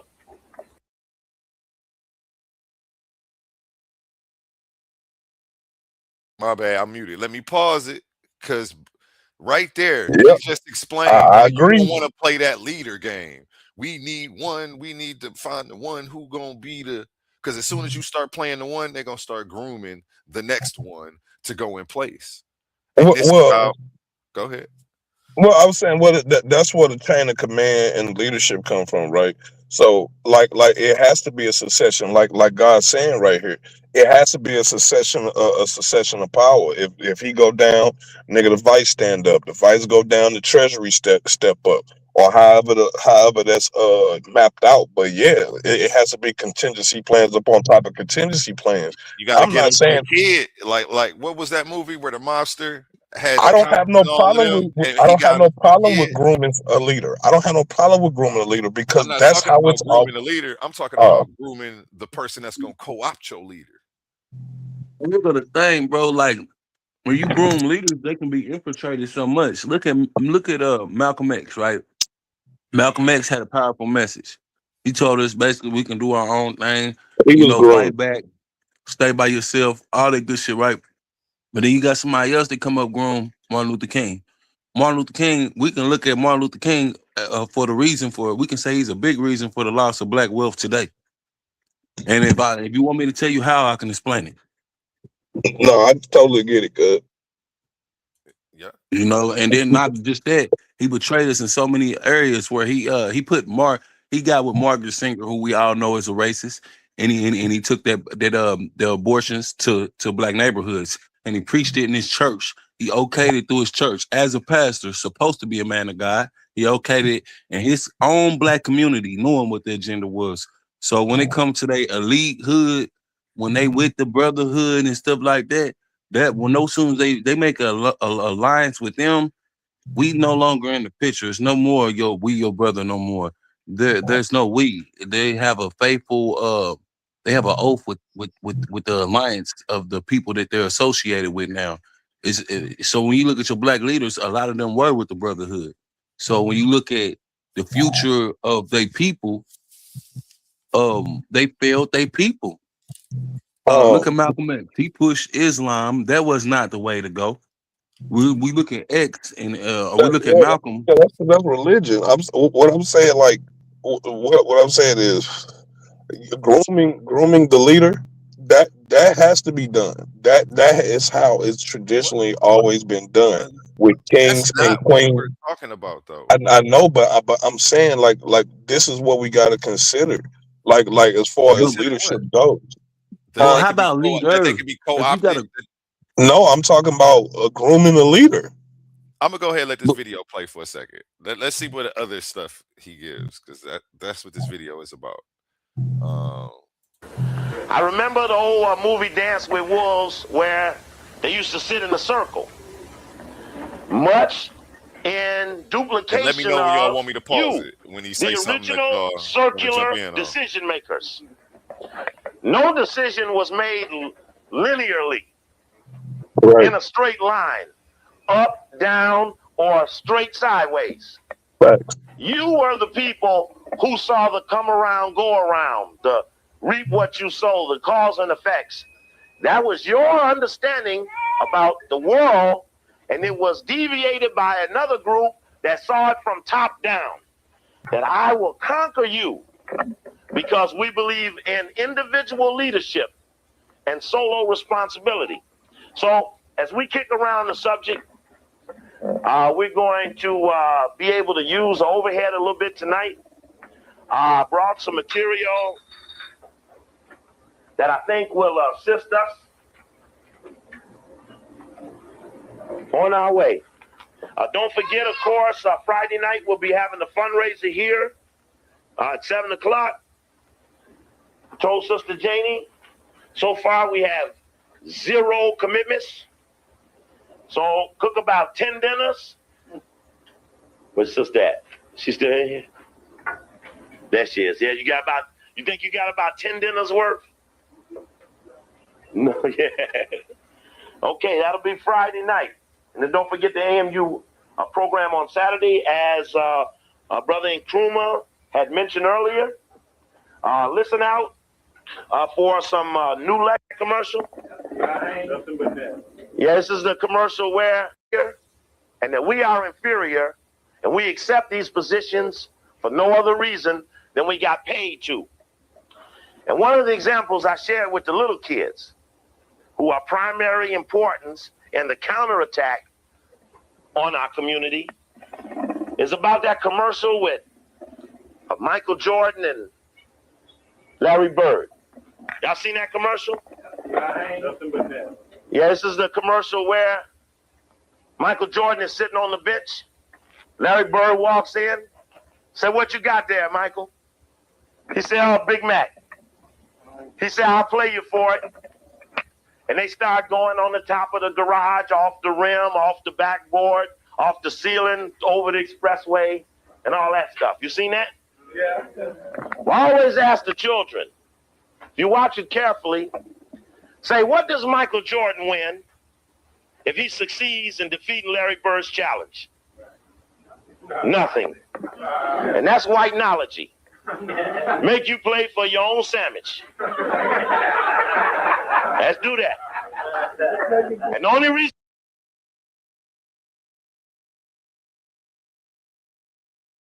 I'm over here muted. Hey, he funny with that one. They got us out here playing for our own sandwich, man. That's what it seemed like. Working for y'all, man. How you doing?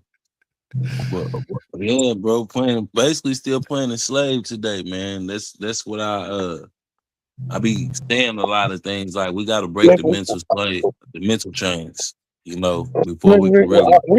We barely being that. We What you barely being mean? that. Shit, you're barely being a slave, nigga. Shit.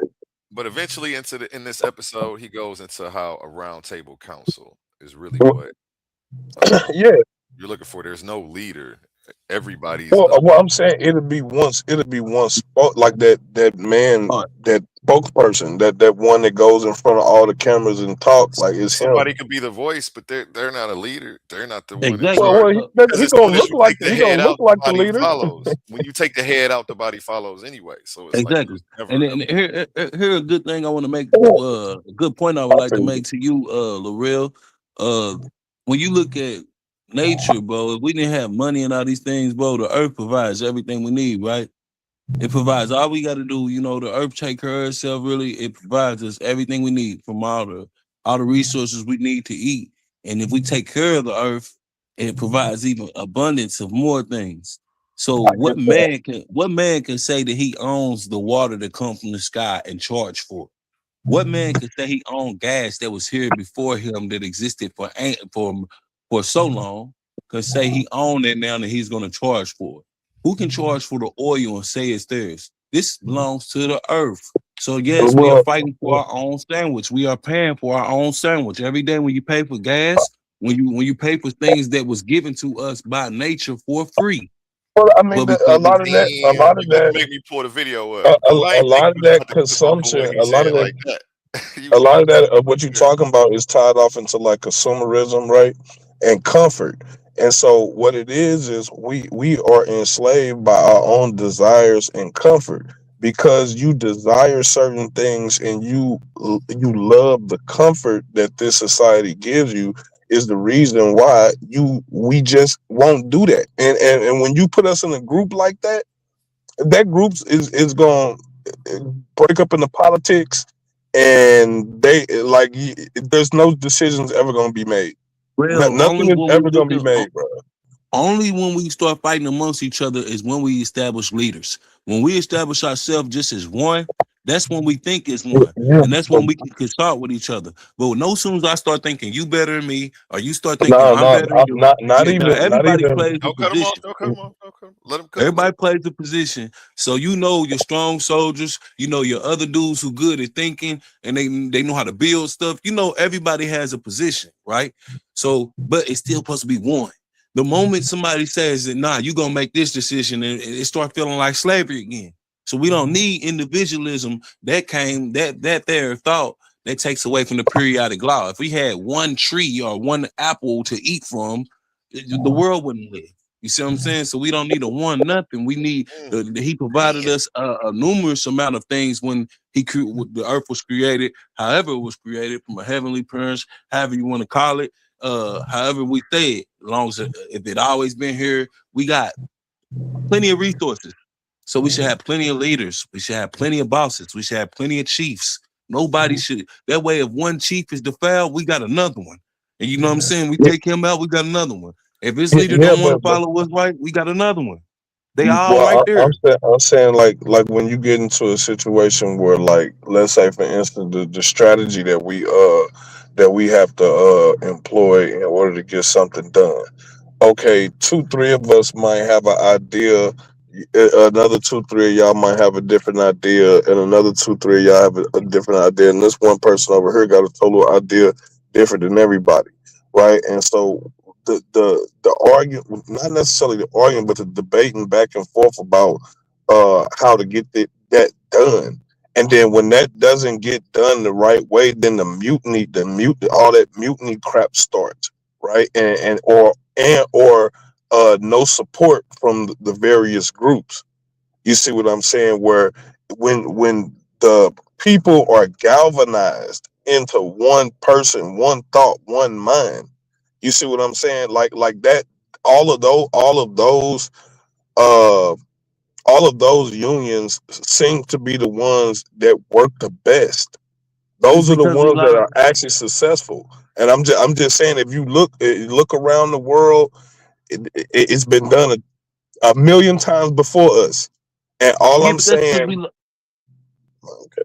we lost track of the periodic law, brother.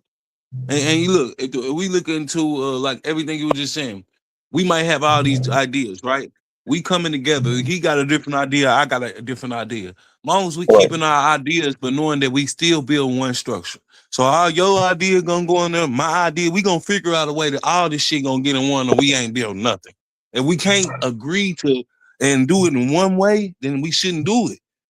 You see what I'm saying? And it gotta be that way. And that's the only way to keep the periodic law, you know what I mean, tells you that they took away the natural periodic law. And, you know, when you look at the periodic law, it's never talking about there's a leader or there's a so-called oneness, and it never put the superiority over, it doesn't deal with man's laws. It doesn't have a hierarchical of a government system. It deals with nature. It deals with the laws of nature. So when we deal with the laws of nature, we get everything that we need. We don't just get one component, so we should never have, like, if we just got water, we'll be fucked. If we just got the sun, we'll be too, you know what I'm saying?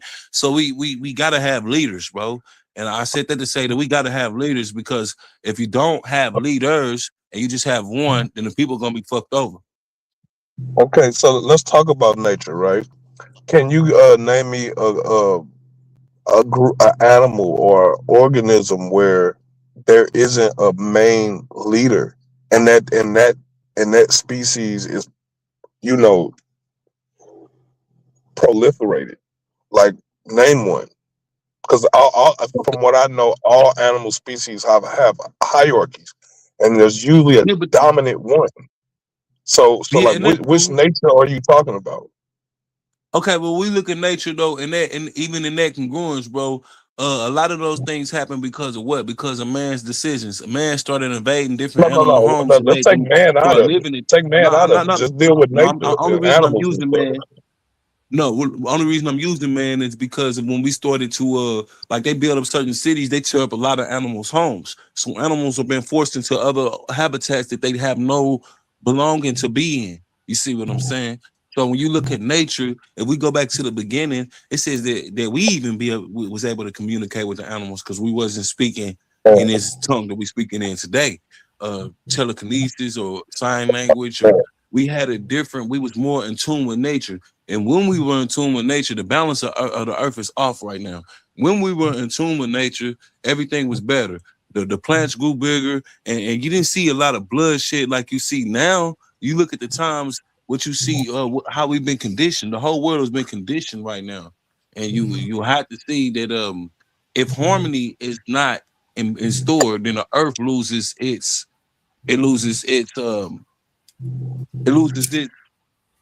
harmony, it loses its blessings or its essence. You see what I'm saying? It starts to deteriorate. As people, we should be harmonizing, but the earth ain't being ran the right way. We cut down the trees, we cut down the forests. Why? That creates tornadoes. Those create hurricanes, because those trees are there for a reason. You see what I'm saying? So when you look at it's just the way that the earth has been ran under a certain oppressor. It took away the natural order. And as long as we take away the natural order, we're gonna be in a chaotic state. I get that, but when you said, like, according to nature, right?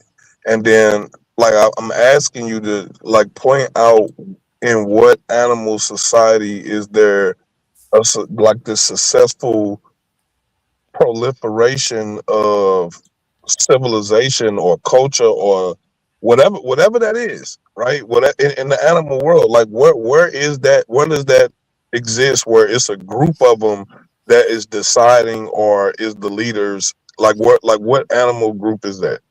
Because almost every animal group that I can think of in nature, I'm saying that the group idea is good for a council, but it needs to ultimately come down to one being, because that is the natural order of things. Everything has a hierarchy. You see what I'm saying? And I think not having that is being out of order. You understand what I'm saying? Like it's only one mayor. Yeah, I'm It's gonna only let one this. mayor in the city. I'm gonna let Will go. It's only one governor. It's only one president. Let's say this one being make a mistake, right? In ancient times, they say, okay, he led us the wrong way. He's not a true king. We off with his head. Do I you feel mean, like that's right? I mean, if he fucking up, yeah, he got to get rid of No, the no, nigga. it ain't that he fucked up. It's because he made one decision that was wrong. I'm saying if that one decision was something that was devastating to the kingdom, he got to go. Oh, Let is this that video play, man. anybody can make a mistake like that. You Yeah, and you I can make a can, mistake, but we bro. talking about something devastating, something that causes the change of But economics before, and if he the has change of order, status within the kingdom or within the chiefdom or within the city or okay. whatever union you have. Okay, so now if it's a chain of command, right? And it's leaders, there's a whole bunch of leaders in there, right? We ain't even gonna say a chain of command because that establishes one and still. Let's just say a group of leaders. Okay. And they coming together before he can make this decision. He ain't gonna lead the people the wrong. He can't lead the people the wrong way. And if he do, it's gonna be a effort. It's gonna be a group decision. They can blame themselves How you gonna individually have a now group or as a decision if whole. they all leaders? You Like they know who have to be subordinate to a higher power. Like that's I don't know, man. Maybe I'm just thinking too much. Nah, because a higher power, we just talking about nature, right? Because the only I'm evidence we have talking right now about the of high. I'm just talking about the is system nature. of things and how things work. Like, how we get things done. Like, can we do group things? Yeah, we can. When there's a blueprint, the blueprint is the oneness. It's the one. It's the one. We all follow the blueprint, The and the only blueprint. blueprint is just working together and understanding that we I know. going one. I'm saying the blueprint as an analogy as following the one. You see what I'm Yeah, saying? but no, that's following one. That's not it, bro. Following one man would never do it for humanity. Every man is designed different. Every woman is designed different from even however you decide to establish it. What works for someone else doesn't work for the other person. So when you got a group of leaders, is these group of leaders can more relate to the Okay, people in the community more than so where in reality is there a group of leaders that's doing what you're talking about? this is under European rulership, and this is why the earth doesn't harmonize. Let me You get So see into what the so I'm you video, saying? saying though, there's y'all. Let me no get into the examples? video. So you said there's no examples? Let me get into the I video. don't feel. I feel like mine's okay. I'm gonna let brother get into the video, but yeah, we can get to that. Because I don't know if he goes over examples. I think he may in here. So because this is what he was actually like teaching. Like instead, he was teaching the. I'm gonna let him teach it. Watch it carefully. Say, what does Michael Jordan win if he succeeds in defeating Larry Bird's challenge? Nothing. And that's white-knowledge. Make you play for your own sandwich. Let's do that. And the only reason Michael Jordan did it was because he got paid to. But that sets our children up to be a chump, to make us think somebody could challenge us for something we already have. And that's our problem. We keep starting from the wrong position, and we accept every other position from that position on puts us in the down slot. So if he had to check in, he would make such a mistake. People would proofread the images that he portrayed so that he wouldn't deviate. I mentioned the other night about the concept of an emerging dominant cadre. Part of what is happening is that you can do those things that make the race look like a chump because there's no penalty. Of course, we've talked long about retribution and dealing with attacking those who have attacked us. But in reality, again, that's no one's job. And two, no one really sizes it up so that everybody could get a mass understanding of what's really going on. And actually, the children are the ones get most confused. So we got to put a little bow in there and start to get a little more aggressive in dealing with these deviations. And I suggest some of the things I'm going to share with you about what happened to Marcus Garvey. The best thing I can see as I study this thing over and over again, even some things I learned since I was just here the other night, is that there's a vein where a group says that if you just stop doing what you're doing, where all the rest of us will be okay. But if you keep doing that, you're going to get us all in trouble. And I know Brother Marcus is going to go through that now at KPFK. Because this attack on Kwaku, Lynn, and Liberation Weekend, over 3 days out of 52 weekends, through one weekend out of 52, is not what the white folks are arguing about.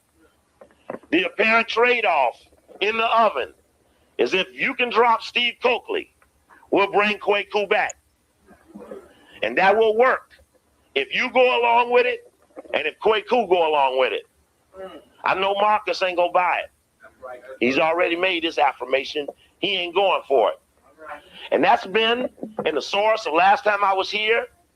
We looked at a memorandum that had been written, one of the program assistants there, which alleged that she was unable to control Coakley on the air, and that was a punishable penalty of being given an assignment in a white institution and being unable to control an identified troublemaker.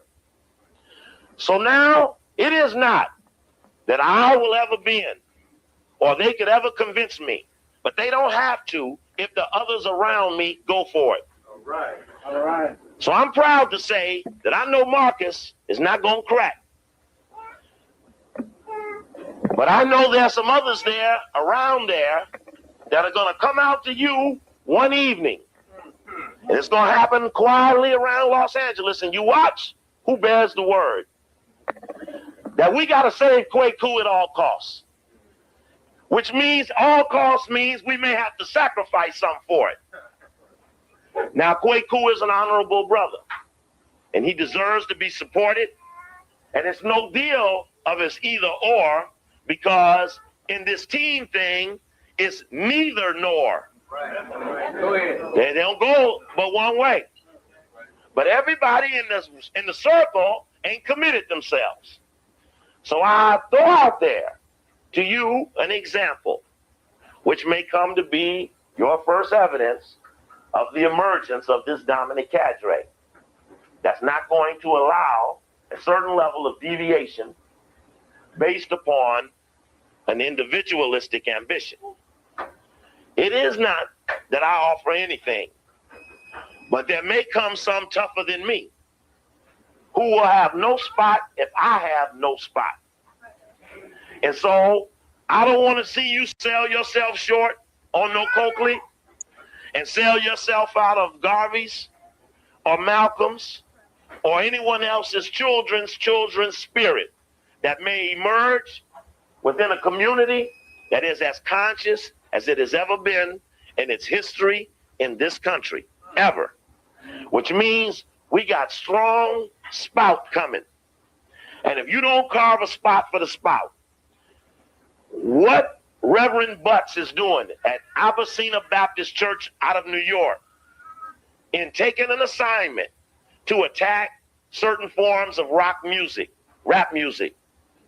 and step over Rockefeller, whose office is no more than 20 blocks from his church, is to come out with a B that the remedy to the attack on black leadership is solely upon our counterattack to the whites. But we will cut down on the whites' options by consolidating our own power bases. So that this counterattack, in fact, sister told me that she seen Halle Berry on one of them commercials promoting the spy project called Neighbor to Neighbor, which means that somebody may call out Brother Ed's name because they hear the tapes playing through his window. And the tapes are saying MFer and Huck the White Man and this and that. And it might be me on the tape. Somebody may call Ed out as a potential disturber of the peace, which is white domination. He funny. He said this might be me on the tape, y'all. He might get identified in the Neighbor to Neighbor program, and Halle Berry might have been just enough to convince someone that it was okay to do it. Having just run him off of that program with Alex Haley. We getting sidetracked from Queen, the point, but let's see what which he's was talking the about. And her and Jasmine Guy went on the tour about being a little white ain't all bad. But it's damn near as bad as being all white.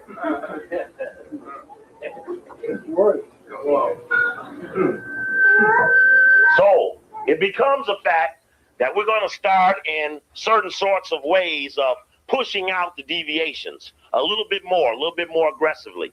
I have decided, as some of the tapes we'll hear in the next couple of days as I play things back for you, is that we're not going to take any longer the disrespect that we receive from our own community, who instead of congratulates us for service, identifies us as troublemakers. I've told you about being here and speaking at AME Church. Yeah, he taking too long to get to the point, man. For me, you heard me. This something I gotta sit back and watch while I'm doing something else, like wrapping a car or making T-shirts or something. He doing a little too much kicking it, not enough teaching. You there? I knew you muted up, man.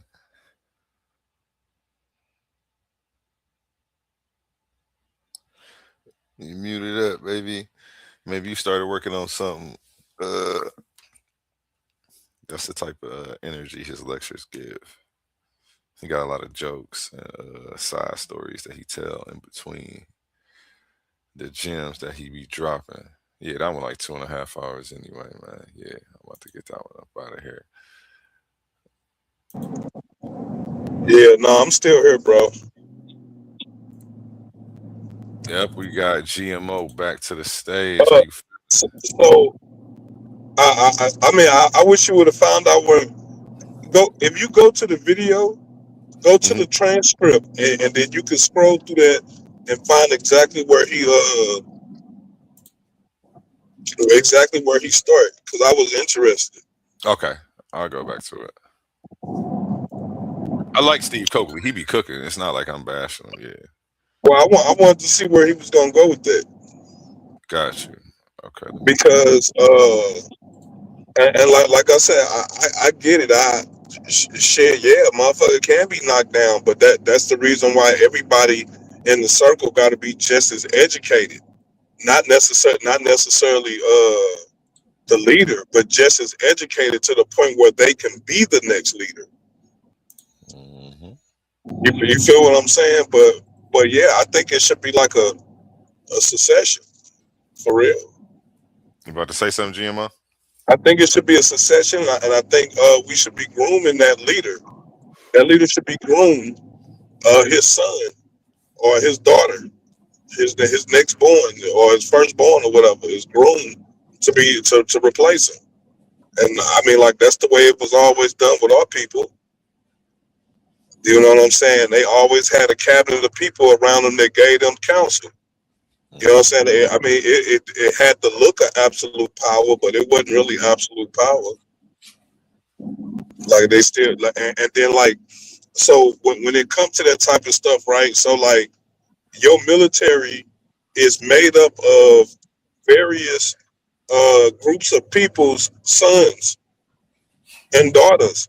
So if they don't agree with your politics, they won't lend their men. They can call their men back, and you can't do nothing about it. You know what I'm saying? You have to find other means. Still the leader, nigga, but you got to find other means to do it without the support of the House of Rebate. You know what I'm saying? Yeah. Let me go ahead and let this ride. And having 8 black men there, put about $400 in the hat, and having somebody hand me 120 of that, saying that's all I deserve, and taking the rest and throwing it back in the church with the other $4 million that he gets a year. But the only point is that's all right. They can do those things when the word doesn't go out that you don't hit back, and that's the suggestion that we're not going to allow. And we're going to hear a report from some brothers about the demonstration that went down today at the ADL, of which there were none. There were no displays of that on public television. I didn't see it on any news as I watched all the stations in preparation for coming here. Africa is under attack, and we're going to be talking about that in a lecture called Africa 93. Sister Janie, in your spare time, could you check and see if next Tuesday, a week from tonight, and next Friday, a week from Friday night, are available dates at the Good Life, so that I could tell them about the other lectures that are coming up, which I'm going to touch on now. In the Africa 1993 update, well, we're going to look at Africa under attack. I'm going to play for you Jesse Jackson speaking at Trans Africa, where he calls for the G7 to have a meeting in Africa in the context of never explaining G7 to his community. And the G7, of course, is an offshoot of the International Economic Summits, which, of course, are a direct offshoot of the Trilateral Commission. And we're going to talk a little bit about that up during that time, as well as about that Shaft in Africa meeting. Now, what the Shaft in Africa meeting has showed me beyond a doubt, on Saturday, and there's a brother here in this room who did some outstanding research, and really, his research was persistence. He heard someone on the radio mention that certain information was available for free. It was the brochure, as well as the sponsoring private group that set up the second annual African American Summit in Gabon, Africa. And on Saturday at the AMU meeting, the brother brought forth the documentation, and I want to tell you for a fact, when I stood here and told you about Shaft in Africa, it was worse than that. What this brother has shown with the brochure, you'll see the brochure, open it up, Mobile Oil, Chevron, RJR Nabisco, Gillette, Coca-Cola, IBM. Every single page in the brochure of the African American Summit had white corporate leaders, full page ads, and the only thing that wasn't theirs, because there were about 15 pages of theirs and 2 pages for the brothers, which had the itinerary. In the Shaft Goes to Africa meeting. Also, what the brother showed, which will stun your butt. Now, and I hope to do this lecture a week from tonight. It'll be a week from tonight, Africa 93. And we're going to look at Mandela, Winnie Mandela, the settlement of the government, the PAC, what's going on all in Africa, the attempts to recolonize Africa. There's a whole spot full of African stuff going on now, and you're at your weakest moment in assisting Africa based upon not only lack of resources, but deprivation of information. And then they have brought in the have a little want some more leadership cadre to supplant your African attempt with the white problem on their back for solution time. See, you could bring Mobile Oil to Africa if you didn't know that Mobile, all the time they was doing anti-apartheid stuff, was the largest corporation from America in South Africa was Mobile Oil. You never heard about that because Rockefeller took his money and gave it to his agent, Randall Robinson. And he went out and led a anti-Royal Dutch Shell boycott, which you did hear about, didn't you? But you didn't hear about Mobile. Royal Dutch Shell is headquarters in the Netherlands. Attack someone you can't reach, but protect the one who is hidden by paying other people to misdirect the real attack system. See, we get confused about the attack. We don't know sometimes when you're being given something, you're being attacked. It might be that weakens your resistance to further attack. It could be money. In the church, attacks are usually led about rumor. In the church, a rumor is a powerful commodity, much more powerful than fact, because you've got a speculation science. So in that arena, fact is not an argument. Rumor, speculation, the pastor sleeping with Billy Joe mama, can ruin a man instantaneously. In politics, it might be a different type of ingredient. But the knowledge of it is that every mode of leadership has a vein of attack. And so in the religious community, it may be innuendo and rumor. In the political community, you saw a Congressman Harold Ford just come out of a court case. You got Austin Hastings just coming out of a court case, having been I was actually going to pause it to agree with him, and we see that happening a lot of times, man. We call them slander campaigns, where they just throw enough shit against the wall, hope some of it sticks, and in the meantime, you know, they're off in the wind, you know, while you sitting there trying to fight all these accusations that were false from the beginning. Hey, that made me think about the light-skinned dude in Philly. Like, what is y'all thoughts about dude, the Black Panther dude? Because I agree with everybody else. He just popped up on my feed like maybe a couple weeks ago. Like, boom, it was him. No. And he already had thousands of views, hundreds and hundreds of shares and shit already. You know what I'm saying? And I'm like, where the fuck dude come from? Mm-hmm. Like how you get that popular, and we just not hearing about you, like seeing you. I ain't never seen dude. I ain't never seen him in no circle. I ain't never seen him on Sonetta. I ain't never seen Sonetta and them talk about dude. I ain't seen no conscious groups ever talk about dude. And I hang with real Black Panthers. Everybody my motherfucking old lady is. Everybody got pop up. I mean, we don't know how long he's been doing it either, for real. So we can't say that it took him long. How come? He might have just started last year. That might be how come. He might have been doing it. I don't know though. We gotta look into him though. I played a video about him yesterday, but it didn't go into their background. And one of them videos with 37,000 views on it, bro. I'm just saying, like, how? I mean, I get it. He out there confronting ICE and whatnot, and I'm like, is that an attempt to like just to excite niggas to get into that shit? You know what I'm saying? Because Huey P's I think his great granddaughter or something like that, his granddaughter or something came out and said that she trying to sue them for some shit, for false flagging or something.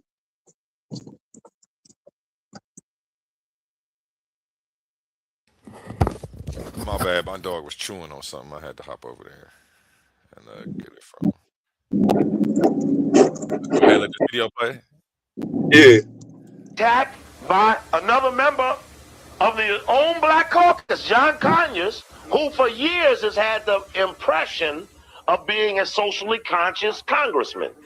But he led the attack on Austin Hastings to find him guilty in a court case before the House, which in fact duplicated a legal court case, which was kicked out by a judge. The only point of it is that when the white man didn't beat him, they sent the black man to block him. And that's important because that's the left-right combination. We be up on that. There's another man named Gus Savage who was attacked for many reasons. One of them, myself. Any of you who have that ADL report on bigotry will see that one of the reasons he was attacked in the article was for giving support to Steve Coakley. And you can imagine a man representing as many people as a congressman does having to be attacked for supporting a constituent who supports his community. He's attacked also for his support of the Nation of Islam. Again, an institution within his own community. And that only revolves around that many of the attacks that we'll see, if this comes out, this is a little light article, Let's see here. Well, we can tighten this up. It's like it fell a little. Is this affecting something? I hear something.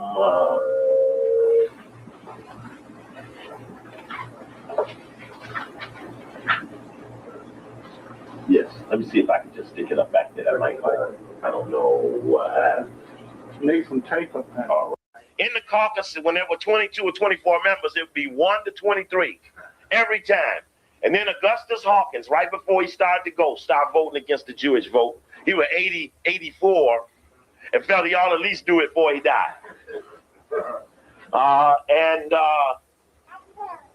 There's a name right down here that's mentioned in the Gus Savage attack here. And actually, I guess that makes it even harder to see. And the name is all right? Can you make it without the light? The name is right here at the bottom.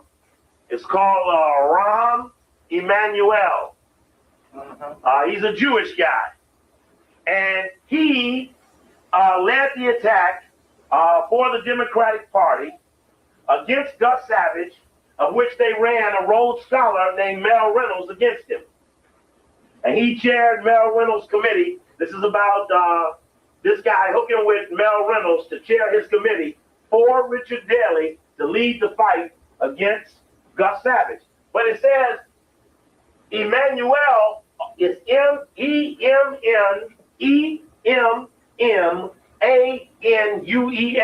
You need to remember the name because he's the chief political advisor to President Clinton now. Said that he also led the attack on somebody you might remember, a congressman named Paul Finley.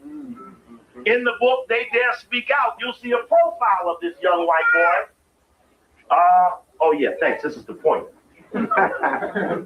Crowd pleaser. Moment beater. This is his name here, that he got his spurs attacking Paul Finley, who was being thrown out of office for meeting with the PLO. And so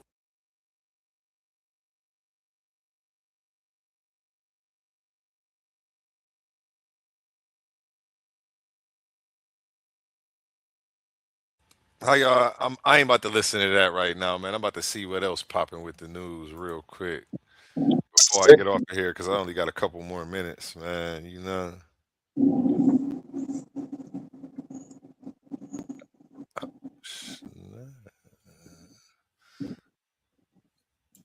Yeah, because he taking too long. That's a 2.5-hour lecture anyway, man. We're gonna catch up with them later on that. Excuse me. I think I started like Abraham Traore is a good example of the type of leader I'm talking about. Okay, I mean, I could see, I see where it works. I just don't think it's the best. Yeah, that's what I'm saying. It works. Yeah, especially in the military. You ain't got no disagreement with me there. I'm saying that's how you get shit done, man. Like without it, it's like you waiting forever to get things done. You know what I'm saying? That's why I said, for better or worse, whatever he talking about, we got to be on it. like that's the new Jordans. You feel me? And that right there, you know what I'm saying? Because I'm just saying, if that one person was like, yeah, we voting for Blase, and then all of a sudden they got 60 million votes, that's power. That's power. It's so easy to become a podcaster with Riverside. First, go to Riverside and open an account. What we're trying to prevent is somebody else getting. Okay, this video is titled Miami Beach Police Intimidate Citizen for Anti-Israel Post. It seems that the police are cracking down on American citizens for things they post on Facebook again. Mass surveillance state, violation of civil liberties, freedom of speech, First Amendment. Let's go. Believe it. Or agreeing with the statement. We're not saying it's true or not. Understood. That guy who consistently calls for the death of all Palestinians, that can probably incite somebody to do something radical. That's all we're here to talk about. God. And we wanted to get your side. If it was you that posted that, I would think to refrain from posting things like that, because that could get something decided. Yeah, we're here to intimidate you from posting things that are critical of Israel and the mayor.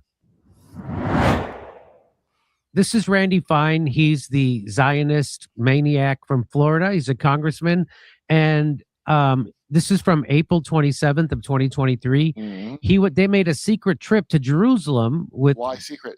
With Governor DeSantis,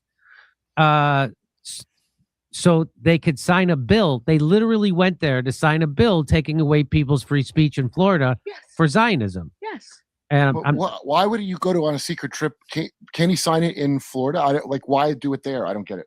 Why go to Israel? Yeah, to show that you're a bigger cuck than you have to be.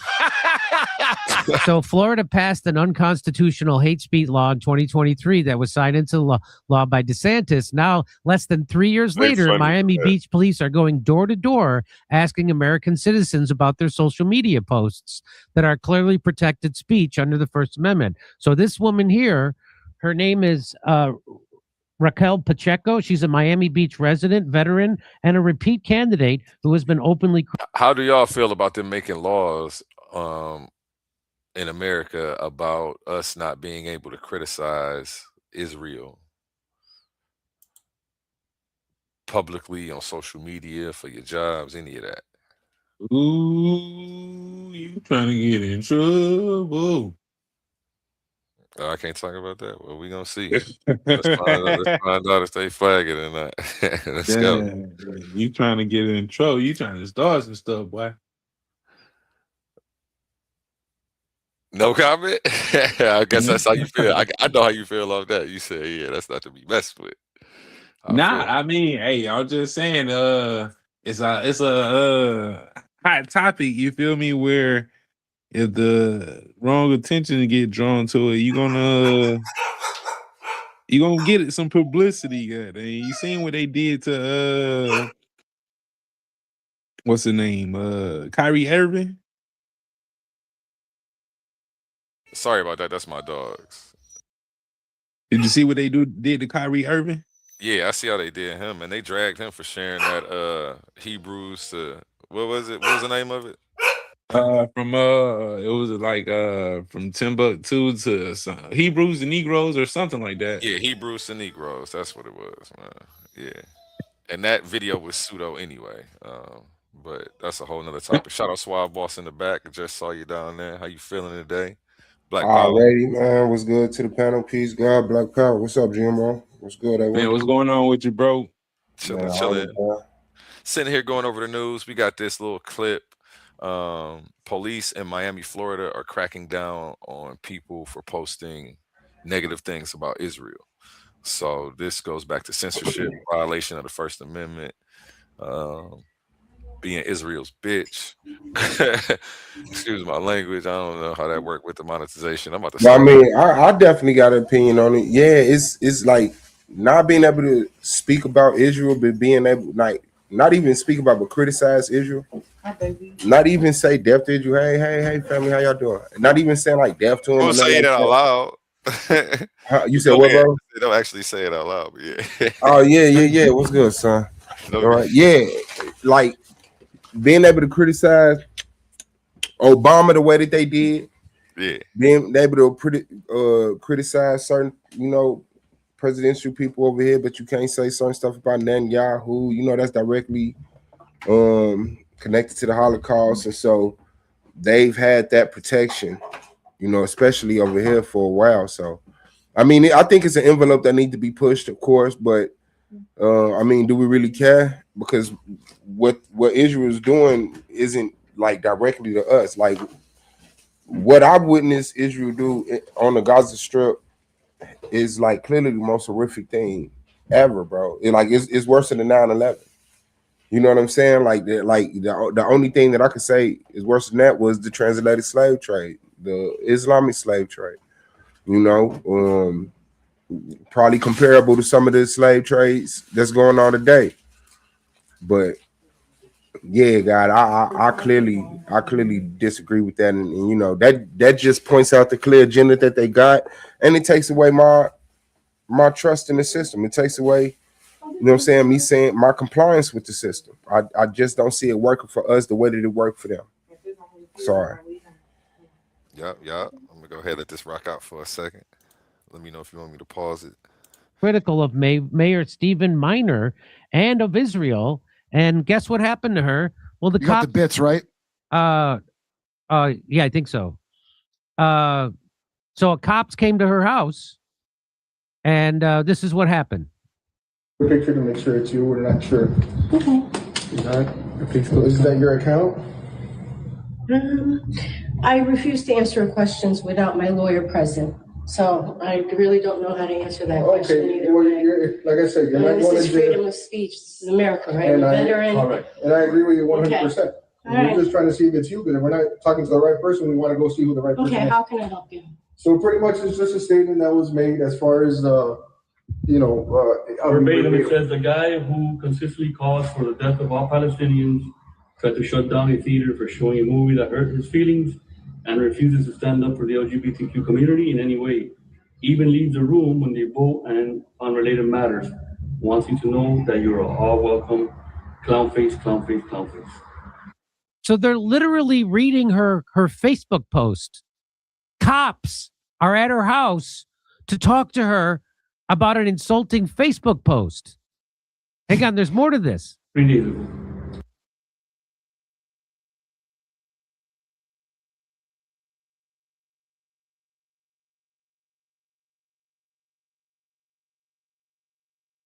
You muted. I would say a Suave and GMO, both of y'all would have had a felony in the back chat by now. You feel me? Hey. All right, let me let it ride. So you don't know if it was you? I'm not going to answer whether that's me or not. Okay. The concerning part, and not concerning for the person who's posting it, what we're just trying to prevent is somebody else getting agitated or agreeing with the statement. We're not saying it's true or not. Understood. That guy who consistently calls for the death of all Palestinians, that can probably incite somebody to do something radical. That's all we're here to talk about. God. And we wanted to get your side. If it was you that posted that, I would think to refrain from posting things like that, because that can get something incited. Yeah, we're here to intimidate you from posting things that are critical of Israel and the mayor. That's what we're here to do. We're here to intimidate you with my gun, with my police badge, and a special trip to your door to read to you your social media post back in your face and tell you you better refrain from that. Jimmy, shouldn't he have a mask on or something? You should have something on. Appreciate your concern. I appreciate you coming out here. Okay, that's it. That is it. I'm going to maintain my amendment rights to not answer the question about whether or not that's it. Hope that's understandable. All right, we appreciate it. Thank you Yeah, as have a good well. day, okay? You as well. Thank you. Take care. 2 cops.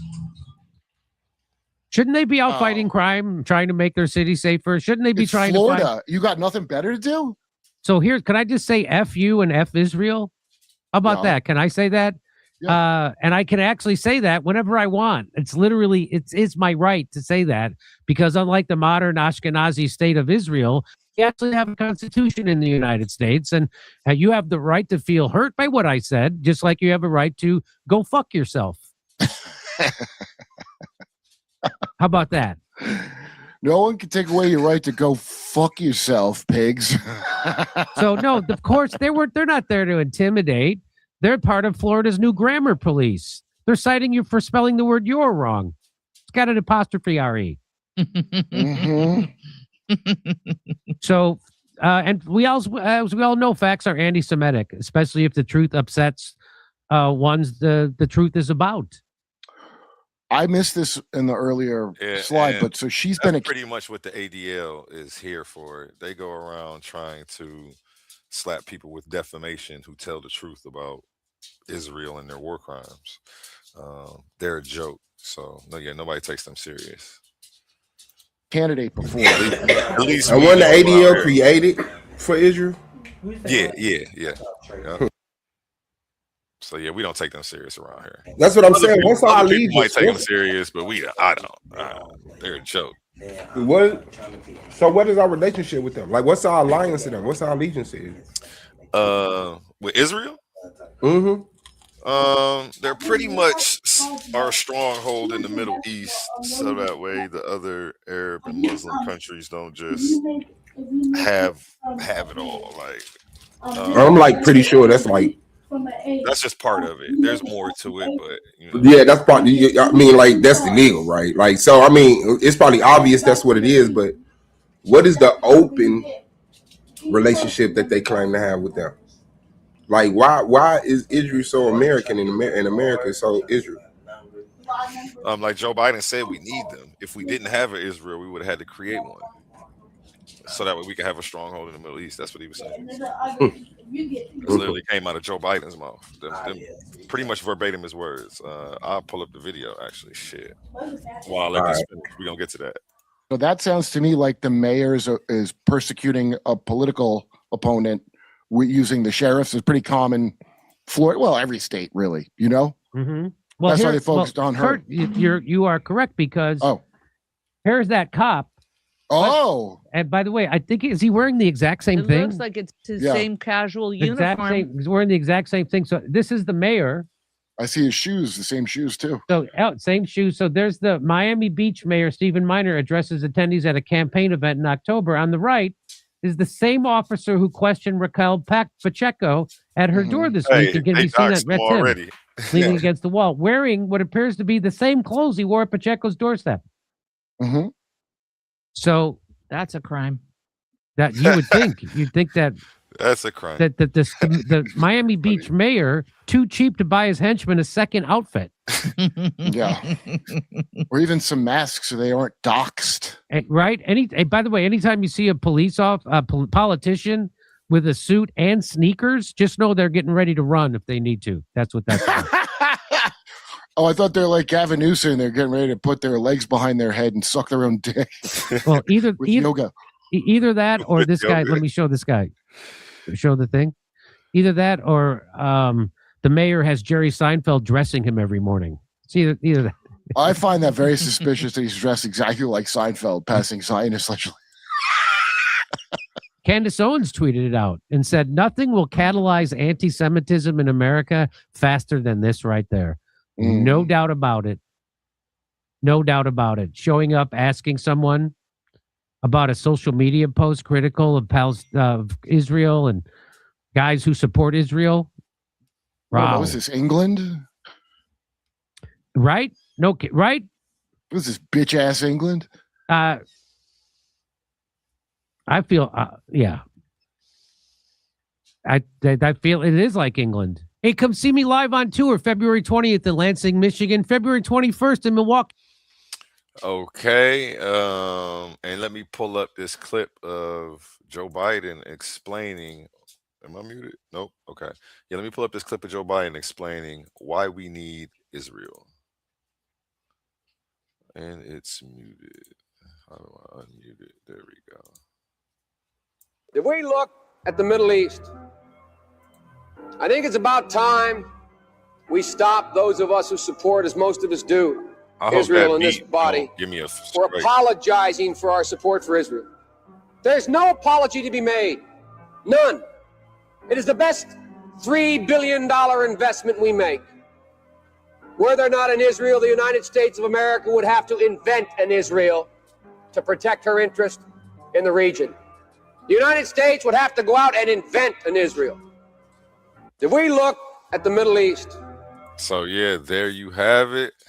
That's some cold shit, boy. He said that shit out loud. Oh, yeah. This was a cold. This brother right here. I think he way worse than Trump. I ain't gonna say that. Almost in different ways, but Trump still has 4 politically, years yeah. to full. You know, we have to let him get his stuff out. In the first 4 years, I would say no. But what I'm seeing lately, I'm seeing more Nazi-esque stuff. Because before I used to say I don't like that analogy because he ain't made no concentration camps yet.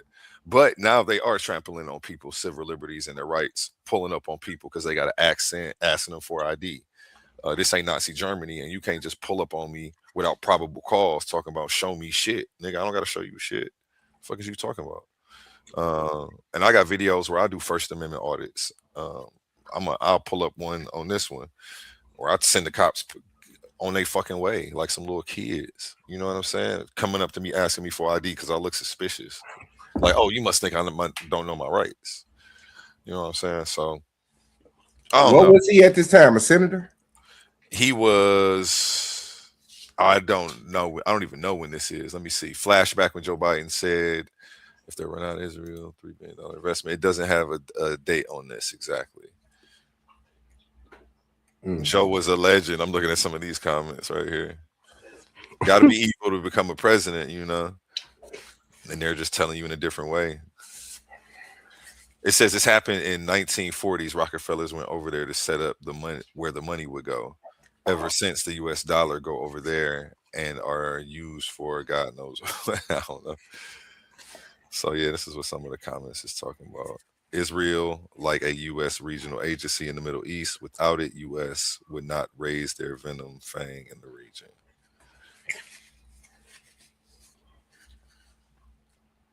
Israel is an invention like toothpaste. I like that one. That's more of a brown. I got you. Yeah, that's what's going on with Israel. Let me see what happened. I'm on TikTok right now. Which y'all want me to look up real quick? We got a couple more minutes, man. Hey man, y'all boys digging deep in here. I see, man. It's crazy to me how many people don't know that Israel became a nation. The nation that we know today is Israel in 1948. That was less than 100 years ago.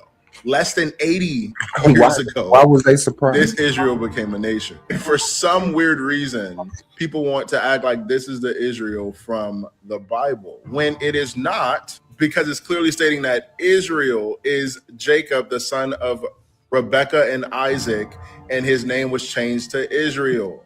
Israel is a person. People talk about, oh, well, what about the land that was blessed to Abraham? That was like that. Everything over there, for the most part, was given to Abraham, which is why you still have the battle today between Ishmael and Isaac, and those two ethnic groups, but basically the same group of people, different religions, right? They're still battling today. So it's very frustrating when people just it's very frustrating when people don't understand that Israel is running the biggest scam I've ever seen. Mind you, I'm pro-Israel. Come give me a donation. You know what I'm saying? They're running the biggest what this bitch say? That I've ever seen in my entire life. Not only are they getting our money, our tax dollars and stuff like that, but they have America on a leash, and we are just being walked like a dog. I'm telling y'all, the writing's on the wall. They are trying to take over the world. Remember my video when I said if I were Satan and I wanted to trick the world, this is what I would do? We are playing right into that hand. It's crazy to me how. Yeah, so that's what's going on, man. I like that video right there. That pretty much summed up a presentation that I had in a debate. Yeah, Israel's doing their damn thing right now. Right in front of our faces. And this, am I muted? No, you lie. You good. And I was gonna say that this is why these religious texts are so dangerous. Like in the hands of people with low IQs. You know, these texts. Why are you blaming the book though? What the book got to do with anything? They're using the book to justify all of this. It's the reason. No, they not. It's God's word. No, and God said this is their land. That ain't what the book say though. The book say one thing, these folks saying another thing, and people blaming the book. The book tells you that there's a people that say that they are somebody that are not. Yeah, the synagogue is we talk about. I know Okay. what you're talking about. Yeah. So the book is not the blame. It's niggas' ignorance and not paying attention to the book. The book also say it's that the book. It's definitely the book. When the book say that the true people, if the book say that the true people go back into their land and they will no war no more, but when these people go back into the land, they warring since day one.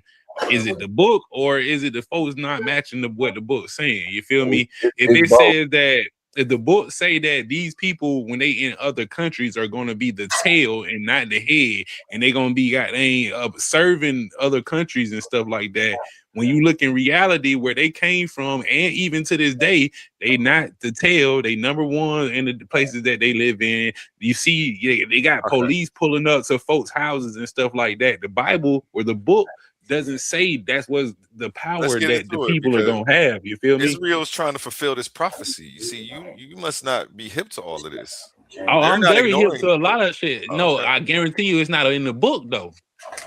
But it's not just the book. They got a symbiotic relationship. Hold on, we about to play it right now. I'm about to play the video. This is a timeline of what must happen in Israel before Jesus returns. You're going to be shocked when you compare what's happening. Because they're trying to make Jesus return. I think. I don't know. No, they're playing out the lie. I'm tripping. They playing out the lies with these 17 signs on our prophetic timeline. But first, we need to begin with sign number 1. When Jesus' disciples asked him, "What will be the signs of your second coming?" he didn't begin with global war or even the Antichrist, although we'll get to that. He pointed to the Jewish temple and said that not one stone of the temple will be left on another. And guess what? 40 years later, that's exactly what happened. Roman armies invaded Jerusalem, burned the temple, and tore it apart stone by stone, and it hasn't been rebuilt since. But what's crazy is that the Bible says that one day this should say part 1. This will make more sense when we get to sign number 4, because sign number 4 is literally happening right now as a nation of Israel would be scattered. I ain't doing that, man. I like how you set me up like that. Let me type in Bible prophecy. But look, they're trying to fulfill a prophecy, bro. I get that, bro. They trying to fulfill a prophecy as their stated claim. That's what they saying. But there's nothing in the text that's going to align with what they doing and who they are. Who are you to tell them to interpret it like that? The same way nobody could tell you how to interpret it. It ain't about. That's what happens when we start playing these interpretation games. No, bro. See, okay, this is what I was telling you about. Go back to what I was telling you about corporation and how shit is set up, right? This shit been going on for thousands of years, bro. These folks just can't come in and just make shit up. You can't just come in and just be like, oh, we gonna do it this way. No, it's a way that shit has been going on for thousands of years, bro. Governors and corporations and shit is a old practice. The Bible talks about this shit: forbearance, forgiveness, forgiving debts. This is an old practice. It ain't nothing new. So, do you take the Bible literal, brother? I got it right here. But can I just ask him that right quick? Do you take the Bible literal? In certain aspects, it is literal. In certain aspects, it's parabolic. Ain't no lies, though. What do you mean lies? Ain't no just clear out Roman and Greek agenda-based lies in it. Not to my knowledge, no. Wow. All right. Yeah. Go ahead. If you can point out a Roman, I wouldn't even waste my time, brother. If you don't know the way that you speak, brother, look, and that's the problem with people who make those claims. Y'all just act like the knowledge that you it's okay. Right. Respect, bro. And all I'm simply saying is, I done encountered so many people that swear they know the book, right? And you're basing your knowledge not off of the black and white text, but a video that you heard somebody else make a claim. And I'm just simply asking or just saying, if that's what the black and white text say, right, then you should be able to go and prove it. And if you assume I'm supposed to know what you know, bro, then you're not trying to build in good faith, bro. You just got your own. Brother, just don't make no assumptions. I don't got no problem with you giving your opinion, but don't make no assumptions. Bro, you just made an assumption, bro. What are you talking about? You just made an assumption. So it's okay for me to make an assumption. I just asked you, did you take it literal? You said in some places yes, some places is right. And then I asked you to explain. You said it's not to waste your time, bro. That's your assumption that it's a waste of time, bro. You should. That's your whole perspective, bro. Is that trying to elaborate was a waste of time? All I said is if the way that you're speaking about the Bible, you don't sound ignorant of it, right? Right. And so if you haven't seen the Roman and Greek agenda in the Bible, then it's either one or two things. You're being willfully ignorant. Your assumption. So now that's my whole point. Hold on, bro. Hold on, brother. Let me finish my thought. That's it. You can make them, my brother. Finish my thought, them, but don't act like they're not assumptions. Brother, have the patience of Christ. Let me finish my thought, and then I'll shut the fuck up. Brother, you're not even a believer of the Bible. But it don't matter. I can still use it. Don't try to use it to justify your presence or your stance, my brother. Go ahead. respect. Yeah, because that's disingenuous to try to use something you don't even hold true to as a defense or a shield against what I'm saying, bro. That don't work that way, bro. Let's get into it. The Zionist prophecy.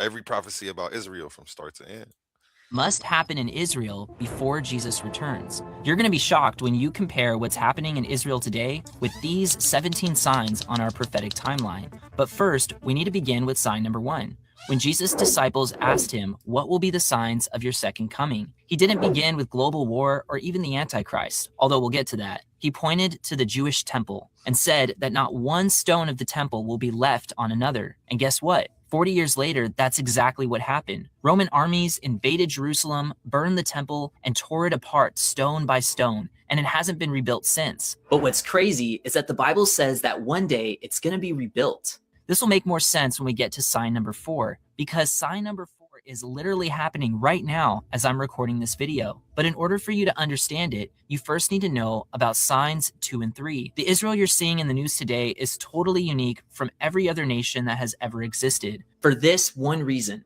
after Rome destroyed the temple and took the Jewish people captive, Israel ceased from being a nation for almost 2,000 years. But the Bible predicted this was going to happen, that the nation of Israel would be scattered across the nations of the world. And that's exactly what happened. The people of Israel were scattered across the world with no land, no army, and no government. But take a look at what God says next. "I will take you, Israel, from among the nations, gather you out of all the countries, and bring you into your own land." Now, with this in mind, take a look at this 1998 LA Times newspaper that's starting to fall apart. Half a century after the Zionist dream came true, the Jewish state has emerged as a modern, prosperous member of the world community. It goes on to talk about the miraculous events that took place on May 14th, 1948. On that day, Israel became a nation for a second time, something that had never happened in the history of the world before, exactly like God said would happen. And this had to happen for the rest of the signs to take place, including some that may be starting to take place in the news today. I'm really excited to tell you about those, so I'm going to cover sign number 3 fast. Shortly after sign number 2 happened and Israel became a nation again, many Bible prophecy scholars realized that another war in Israel was about to happen.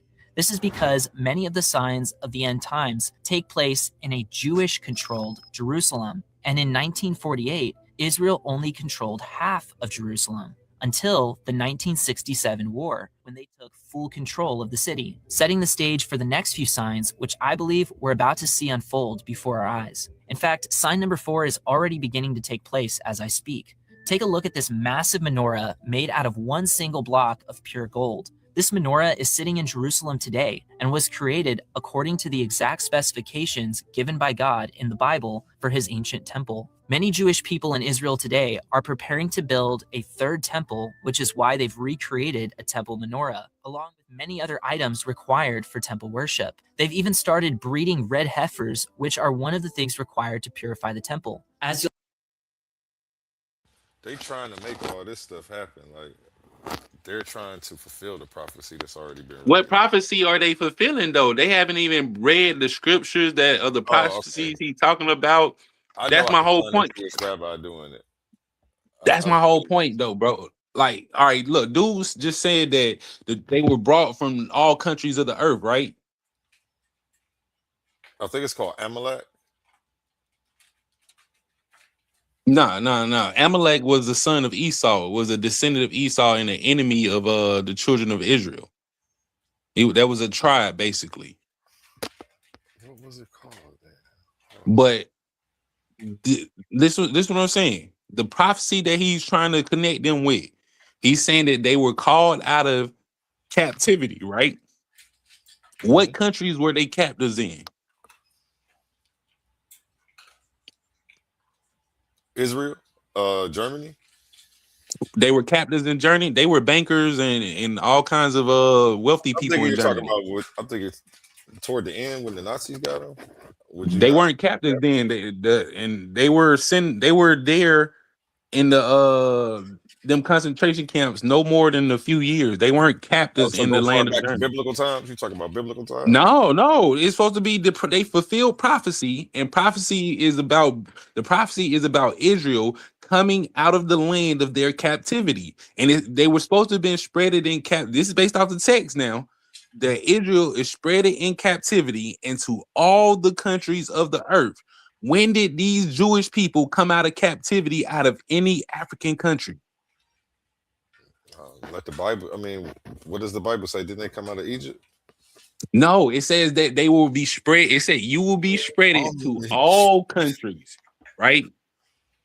You will be spread to all countries. Don't get me to defend a prophecy. When did they come out of America as captives? Did they come out of when Israel was established in 1948? America was around. Were they captives over here in America?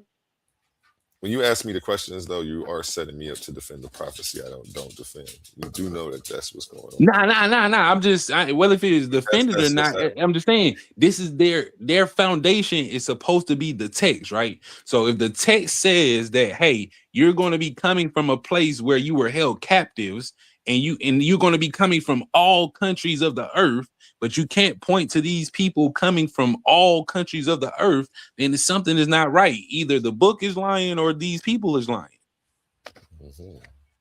So either if the book is lying, all of them lying. The book is a lie. The people are a lie. It's not a literal book. It's not a prophecy. It's a plan. It's a compoundment of different people's spiritual beliefs to dictate them to be soft on the stuff that they add. That's why there was so many laws made about possessing the scripture, translating it, owning it, you know what I'm stuff like that. Like they're cutting generations off and then changing it and coming back, and people don't do the study and they even see the adaptation of it. Like everything comes from the Greeks and the Romans. What's the difference? No, hold on, brother. I just want to talk, bro. I don't want to engage in no conversation with you. You cannot construct a conversation. I'm cool. I don't want to get talked over, and I don't want to get loud right now. So respectfully, like you said, let me say what I say. I'll shut up, and you can do whatever you want to. But yeah, it's a lie. No one knows the beginning. The book is a lie. No one can predict the end. This is it.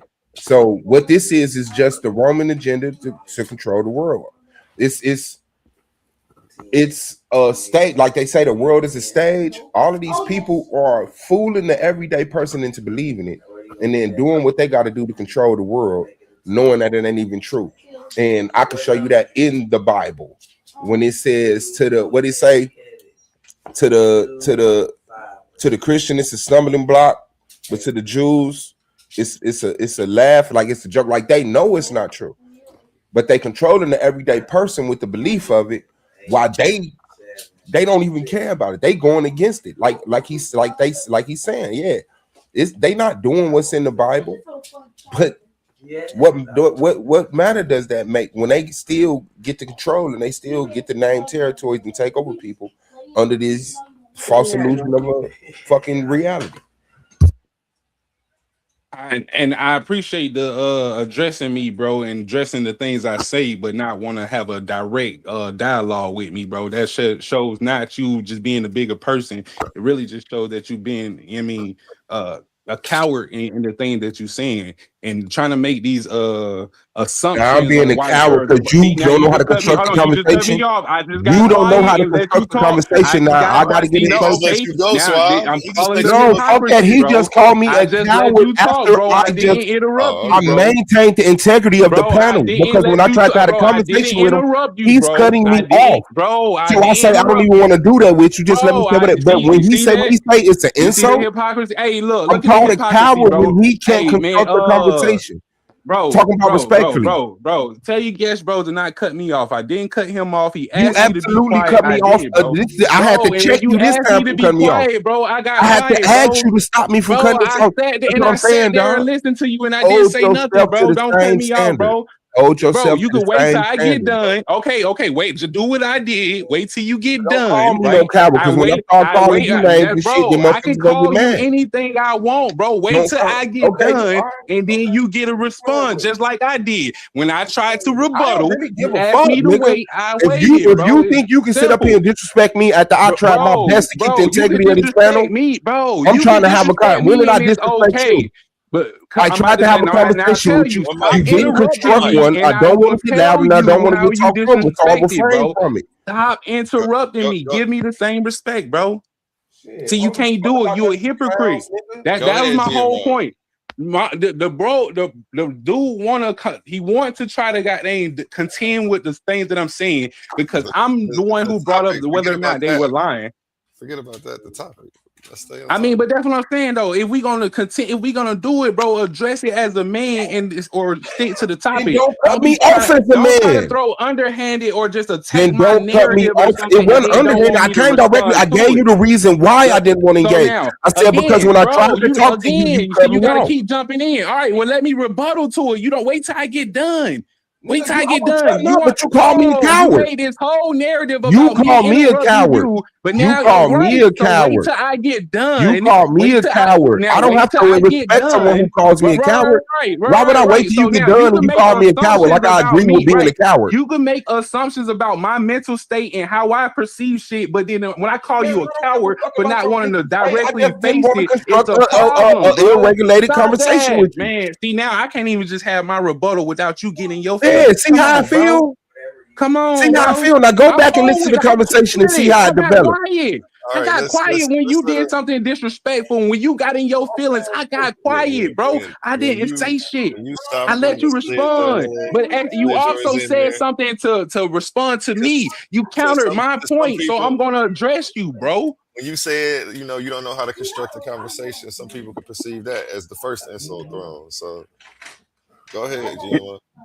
Facts, and that's what I was trying to tell him. He straight up made a whole assumption about how I would perceive the Bible because of this and that. And I'm like, bro, okay, that's insulting, but you don't want to hear that. You just want to stand on your own ground and believe what you believe. Respect. And I respectfully think that's cowardice, especially if you're going to address me saying that they're lying, but then you want to come your whole point on, well, everybody's lying. You're addressing me, but then you don't want to deal with me one-on-one. Yes, I believe that's cowardice. Now, to go on to what I was saying, if you think that the book is whatever the book is, cool, that's your own opinion. I never came up here to try to tell or convince anybody what to be factually true or not when it regarding to this book.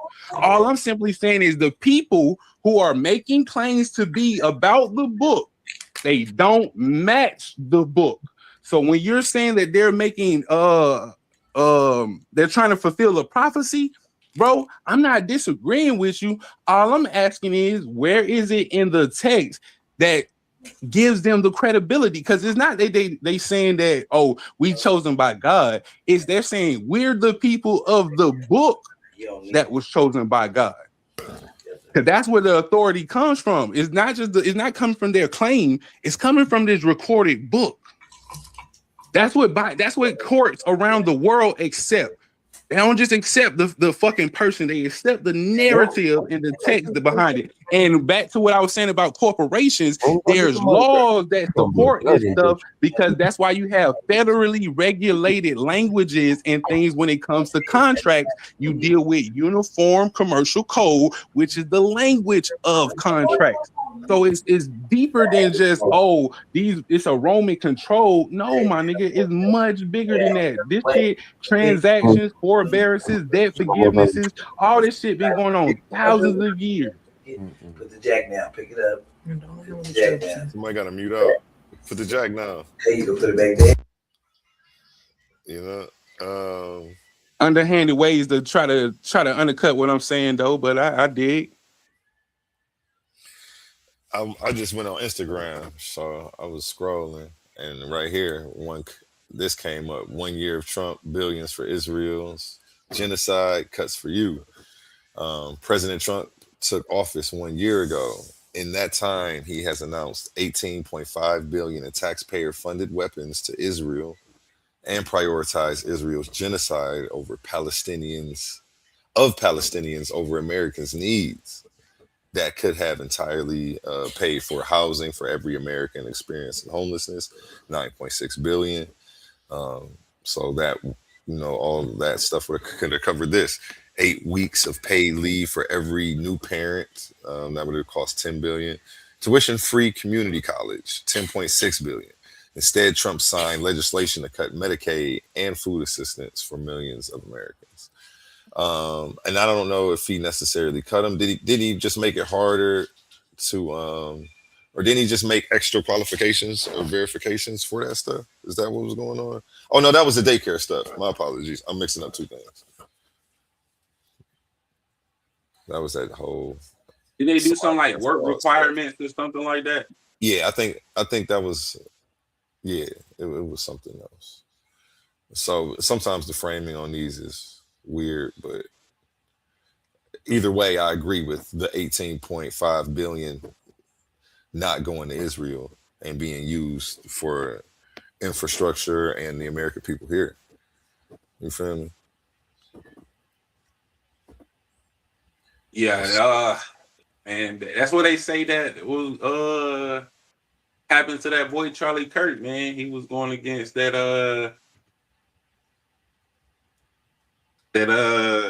what they call it, that pack, that Israeli pack powerhouse, man. Because they wanted us to go to war with Iran, and supposedly he was kind of lobbying against that with all of that turning point power.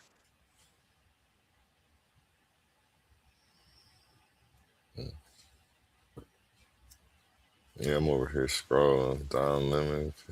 Wow. Yeah, man, they ain't gonna stop funding them. If they openly admit that's their stronghold, then they not just funding them, like they funding themselves. Like that's them. I don't see no separation. That's what I'm saying. Why is Israel so American? Why is America so Israel?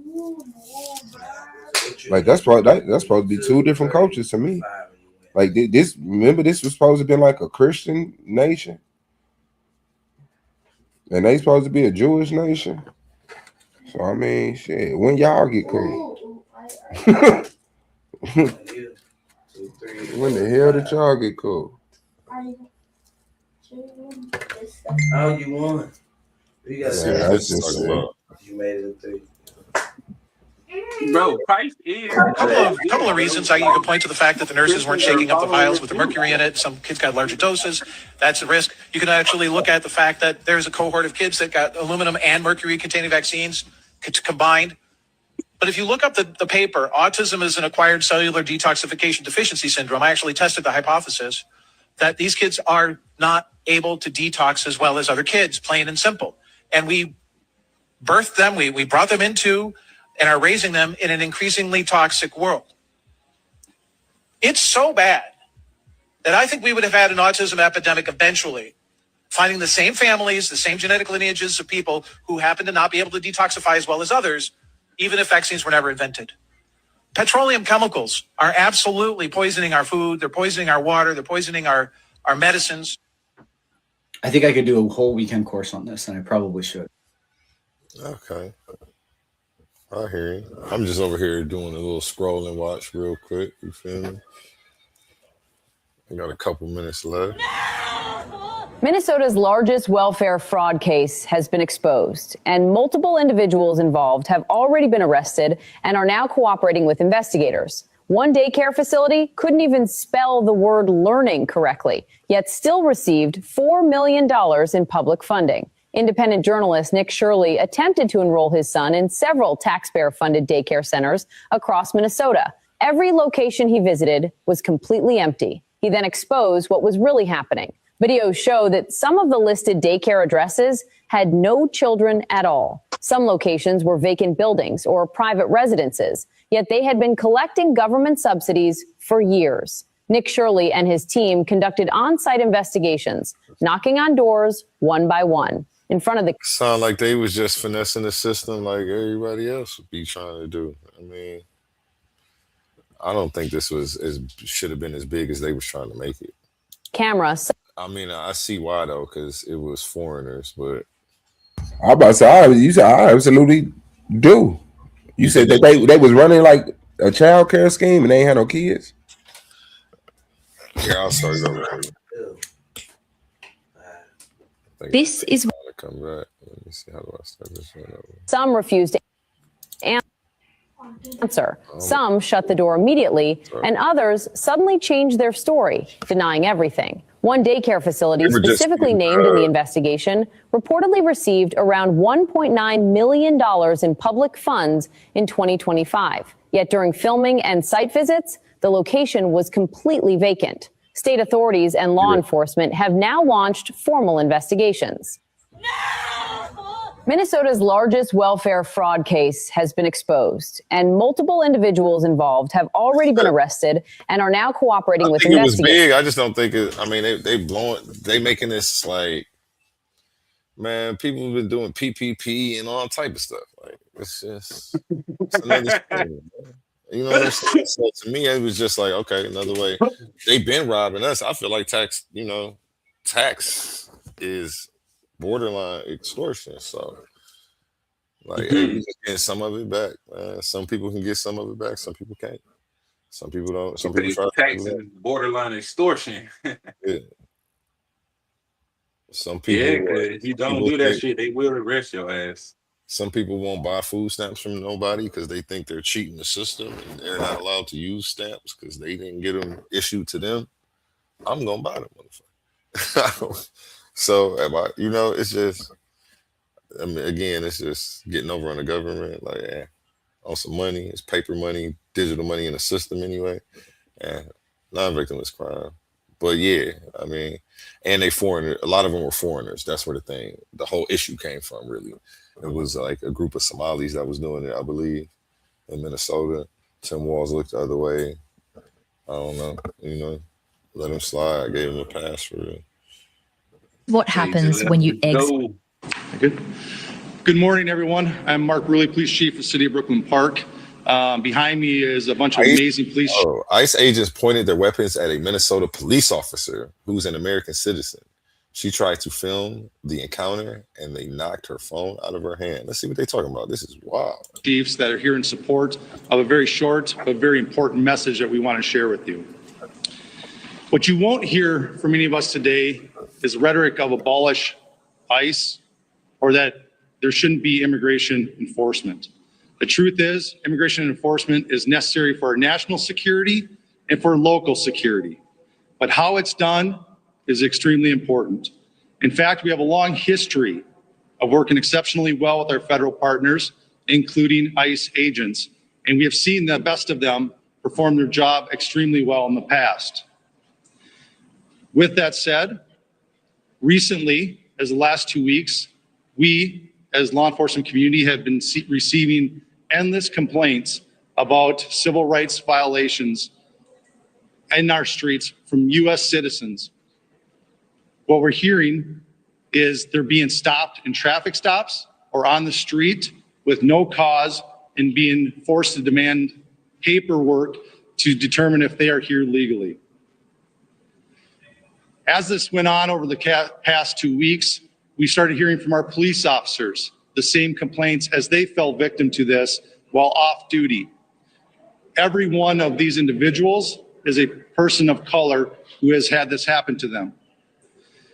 In Brooklyn Park, one particular officer that shared her story with me was stopped as she passed ICE going down the roadway. When they boxed her in, they demanded her paperwork, of which she's a U.S. citizen and clearly would not have any paperwork. When she became concerned about the rhetoric and the way she was being treated, she pulled out her phone. In an attempt to record the incident, the phone was knocked out of her hands, prevented her from recording it. The officer had their guns drawn during this interaction. They made it the way that was captioned. I'm thinking they pulled their guns on an officer in uniform. It was somebody off duty. After the officer became so concerned, they were forced to identify themselves as a Brooklyn Park police officer in hopes of slowing the incident and de-escalating the incident down. The agents then immediately left after hearing this, making no other comments, no other apologies, just got in their vehicles and left. I wish I could tell you that this was an isolated incident In fact, many of the chiefs standing behind me have similar. So think about that, man. About the ICE agent and the police officer? Yeah. I mean, shit, it was bogus. I mean, that's just a conflict of relationship that they have, and both Here's of them how got often you authority, should trying to enforce certain laws. You know, Police going through police brutality. That's funny. yeah. I mean, you know, like the city's been trying to keep them up out of there. I've been seeing that's like a federal move. Like, so it's like the feds is stepping on the cities or the states' toes as far as law enforcement trying to handle immigration. So I'm surprised. Yeah, that was inevitable. I'm surprised that been ain't happened. I mean, of course, yeah, the situation is sad, but to hear about a cop crying about police brutality is ironically funny. You funny for even pointed out like that. I'm surprised I didn't think about it like that. That's funny. Yeah, that's the first thing that what a cop is crying about cop brutality. Wow. I can't say I'm conflicted on it, but okay. That's funny right there. I mean, that's essentially what it is, right? That is what it is. A cop complaining that he was abused by another cop. Like, ain't that what y'all do every day? Yeah, like you should be. I don't want to say used to this, but it's right up your alley, ma'am, sir. What is this talking about? It says Italy moves forward with chemical castration for rapists and pedophiles. I think I heard about that shit. That's been years in the making, if I'm not mistaken. Italy is moving forward with a tougher stance on violent sex crimes, with lawmakers advancing a proposal that would allow chemical castration for convicted rapists and pedophiles. The measure centers on voluntary reversible hormone blocking treatment that could be offered in exchange for reduced sentences. Oh, so they have to give consent then, it sounds like. Oh, okay. We'll reduce your sentence if you choose to do it. You know, some men might be like, I ain't want babies anyway. I don't know how much time they offer. The measure centers on No, it's castration. It's not just being able to produce sperm. It's being able to get erect. Nigga. To get erect. Yeah, they chemically castrate your ass. Oh shit. You can't do nothing but piss after that time. Reversible hormone blocking treatment that could be offered in exchange for reduced sentences, framing the policy as both punitive and preventative rather than purely carceral. Supporters argue the approach could lower rates of reoffending and provide stronger protection for the public, presenting it as a tool grounding in risk reduction.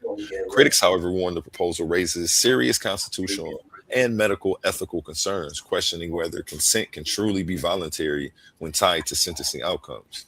I like that question. That sounds like a debate topic right there. It's not. That's just like probation is probation is technically coercion, because they're saying, hey, if you take this, we'll give you less time. That's fucking coercion. So when the judge be like, did somebody offer you anything in exchange for your plea? Yes, the fucking DA, he told me he'll let me go if they ain't going there to plead to this. The debate it's funny, right after I said that, it says that the debate reflects a broader tension between zero tolerance crime policy and the legal limits of state power over the body. Shout out Wealth Growth Lab for that one. That's where you got the procedure called habeas corpus that's produced the body. Let's see what these comments talking about. Oh yeah, I'm listening. They basically foreclose on your body, goddamn. Bro, this shit has been going on for many. Like foreclosures, they've been doing foreclosures on niggas' bodies for thousands of years, nigga. Most of the people in here are supporting it. Everybody in here is in support of this. I totally support this. That's all I see is support. Can we send Trump to you? They funny for that one. Now we wait for Trump to travel to Italy. Does this include Muslim marriage to young girls? Funny. They are going in, man. What punishment? I knew the comments over here was going to be probably funny. What punishment follows defamation, false accusations that get innocent men locked up for a crime they didn't commit? And in this case, they have a way to uncastrate if proven innocent. Now somebody engaging in the debate. So instead of clowning and making this a whole big joke. So shout out to that brother. My bad, I didn't mean to go to his page. I just wanted to give him a follow real quick for actually engaging in the conversation. First, yeah, that does like false convictions and shit. Oh man. People, why are you so happy with this proposal? Haven't you all heard the news where men who are falsely accused of being rappers get out of prison? I mean, it's still voluntary though. It's not like they just do it to you, but get out of prison after 20 to 30 years as the victim confesses of lying. It's the first argument against this proposal. So yeah, it's gonna definitely be some muddy waters to get through. Don't forget to get Trump first. They going in on this. It won't necessarily stop them, cut it off at least, but Suave just explained that they won't even be able to get it up. So ain't gonna be it's over with. What sort of crazy world do we live in when you have to put an asterisk in a word instead of, okay, my bad.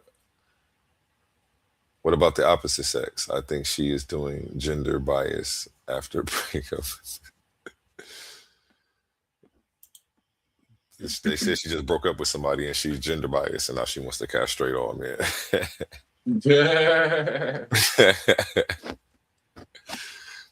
So that was funny. Yeah, man. Usually on the scroll and watches, I never see him go into the comments, man. On my scroll and watches, we definitely go do some of that. The comments is where the real show be at. And so let's see what else is coming up. I got about 2 or 3 more. Yeah, man. The internet is undefeated, man. Damn. Is that Rihanna? This dude funny. I gotta play this. It's Rihanna.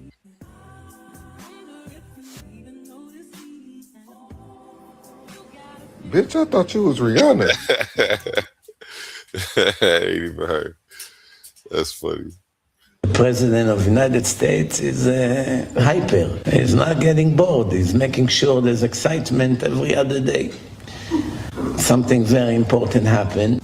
One of the most corrupted country in the world, maybe the worst one, Venezuela, finally they kidnapped this horrible criminal that was running it. It's very interesting because Trump offered this idiot to go to Turkey. Take your money, take everything you want, move to Turkey. Erdogan, the Nazi, love people like you.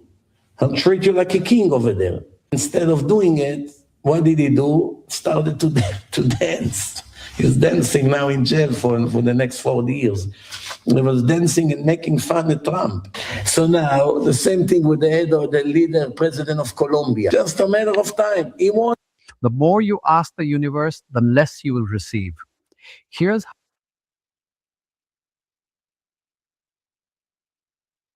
I ain't like how he was talking.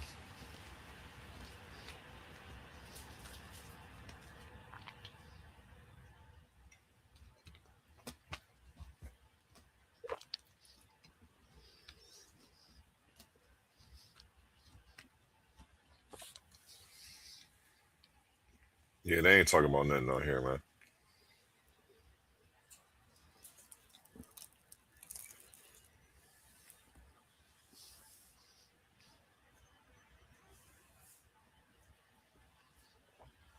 The Trump administration has been fantastic this past year, tackling crime and setting up 2026 as the start of the golden age. The worst part of his administration by far has been Kash Patel and Pam Bondi. They have been horrific failures. We wanted justice, arrest and perp walks. We got none of it. Trump, I urge you to fire them. I don't agree with the first part, but I agree with everything else.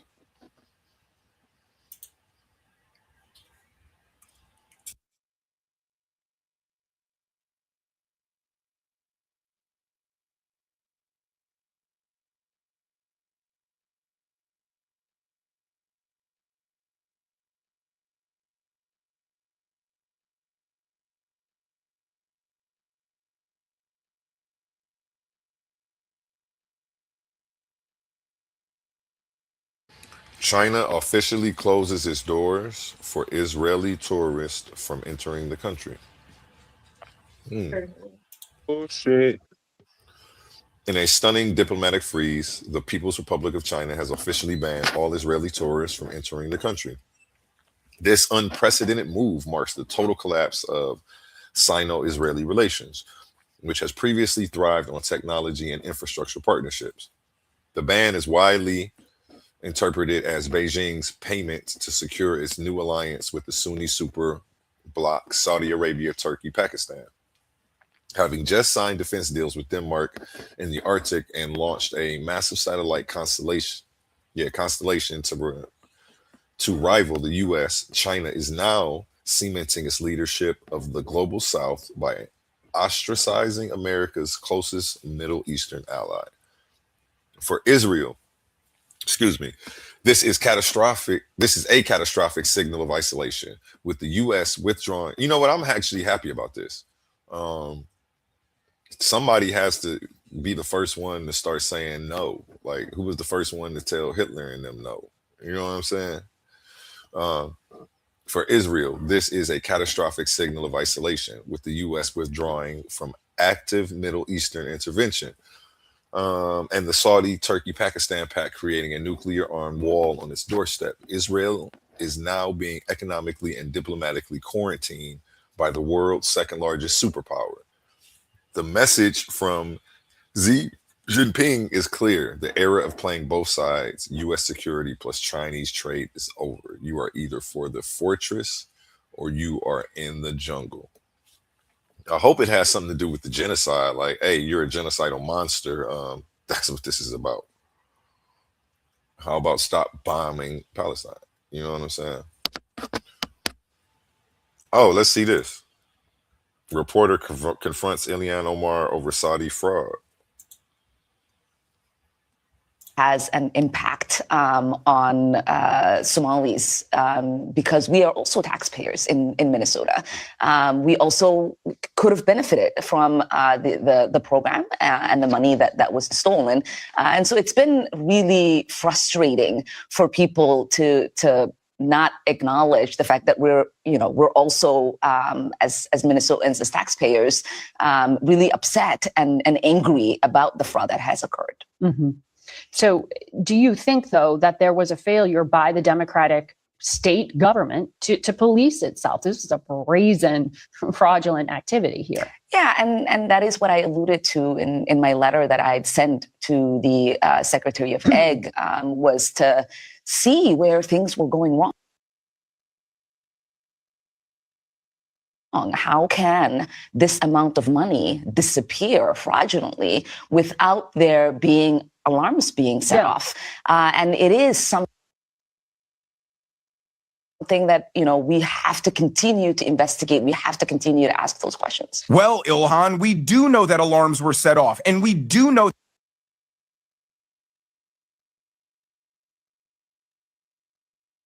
I like asking men for shit. I really do. She was tripping. Yeah, she was funny. She all right though. I wonder what's up under that little wrap she got up on top up there. I wonder how long it is. If her shit dripping or if it's that was fucking. Hey, I gotta play that because I laughed. I did. Did you see that? In a few hours. I did. nigga. I did, nigga. I've been waiting 5 years to see you, nigga. I did. Now come outside. Come outside, nigga. Come outside, nigga. Come outside, nigga. Come outside, nigga. Come outside, nigga. Something unprecedented just happened in Moscow. Yesterday, Trump's envoy, Steve Witkoff, met with Vladimir Putin, while Chinese Foreign Minister Wang Yi met with his Russian counterpart. 3 nuclear superpowers converged in overlapping meetings, and London is in absolute panic mode because these 3 nations together have the power to end British imperial control once and for all, and Donald Trump knows it. Not only is he building new alliances with the other superpowers, he's targeting the very lifeblood of the British Empire, drug money flows. But that's not what you'll hear from the mainstream media or from all too many influencers in MAGA. I don't know if that's who are really what they targeting. I think that that's some bullshit they feeding us, and it's really about something else. But I'm gonna go ahead and let her finish. Still drinking Britain's geopolitical poison that says Russia or China or both will forever be our adversaries, and that we must tie ourselves forever to NATO and Europe and Ukraine and the US-UK special relationship. While that's what they're still peddling to try to disorient the MAGA movement, the Anglo-American elites themselves know better. They know that the world... Yeah, I don't know what they know, man. Yeah, I got to get up out of here, y'all. Everybody have a good day. What's up, guys? And I will tap in with y'all later. Salute. This is Politics. Y'all know what we do here. Peace.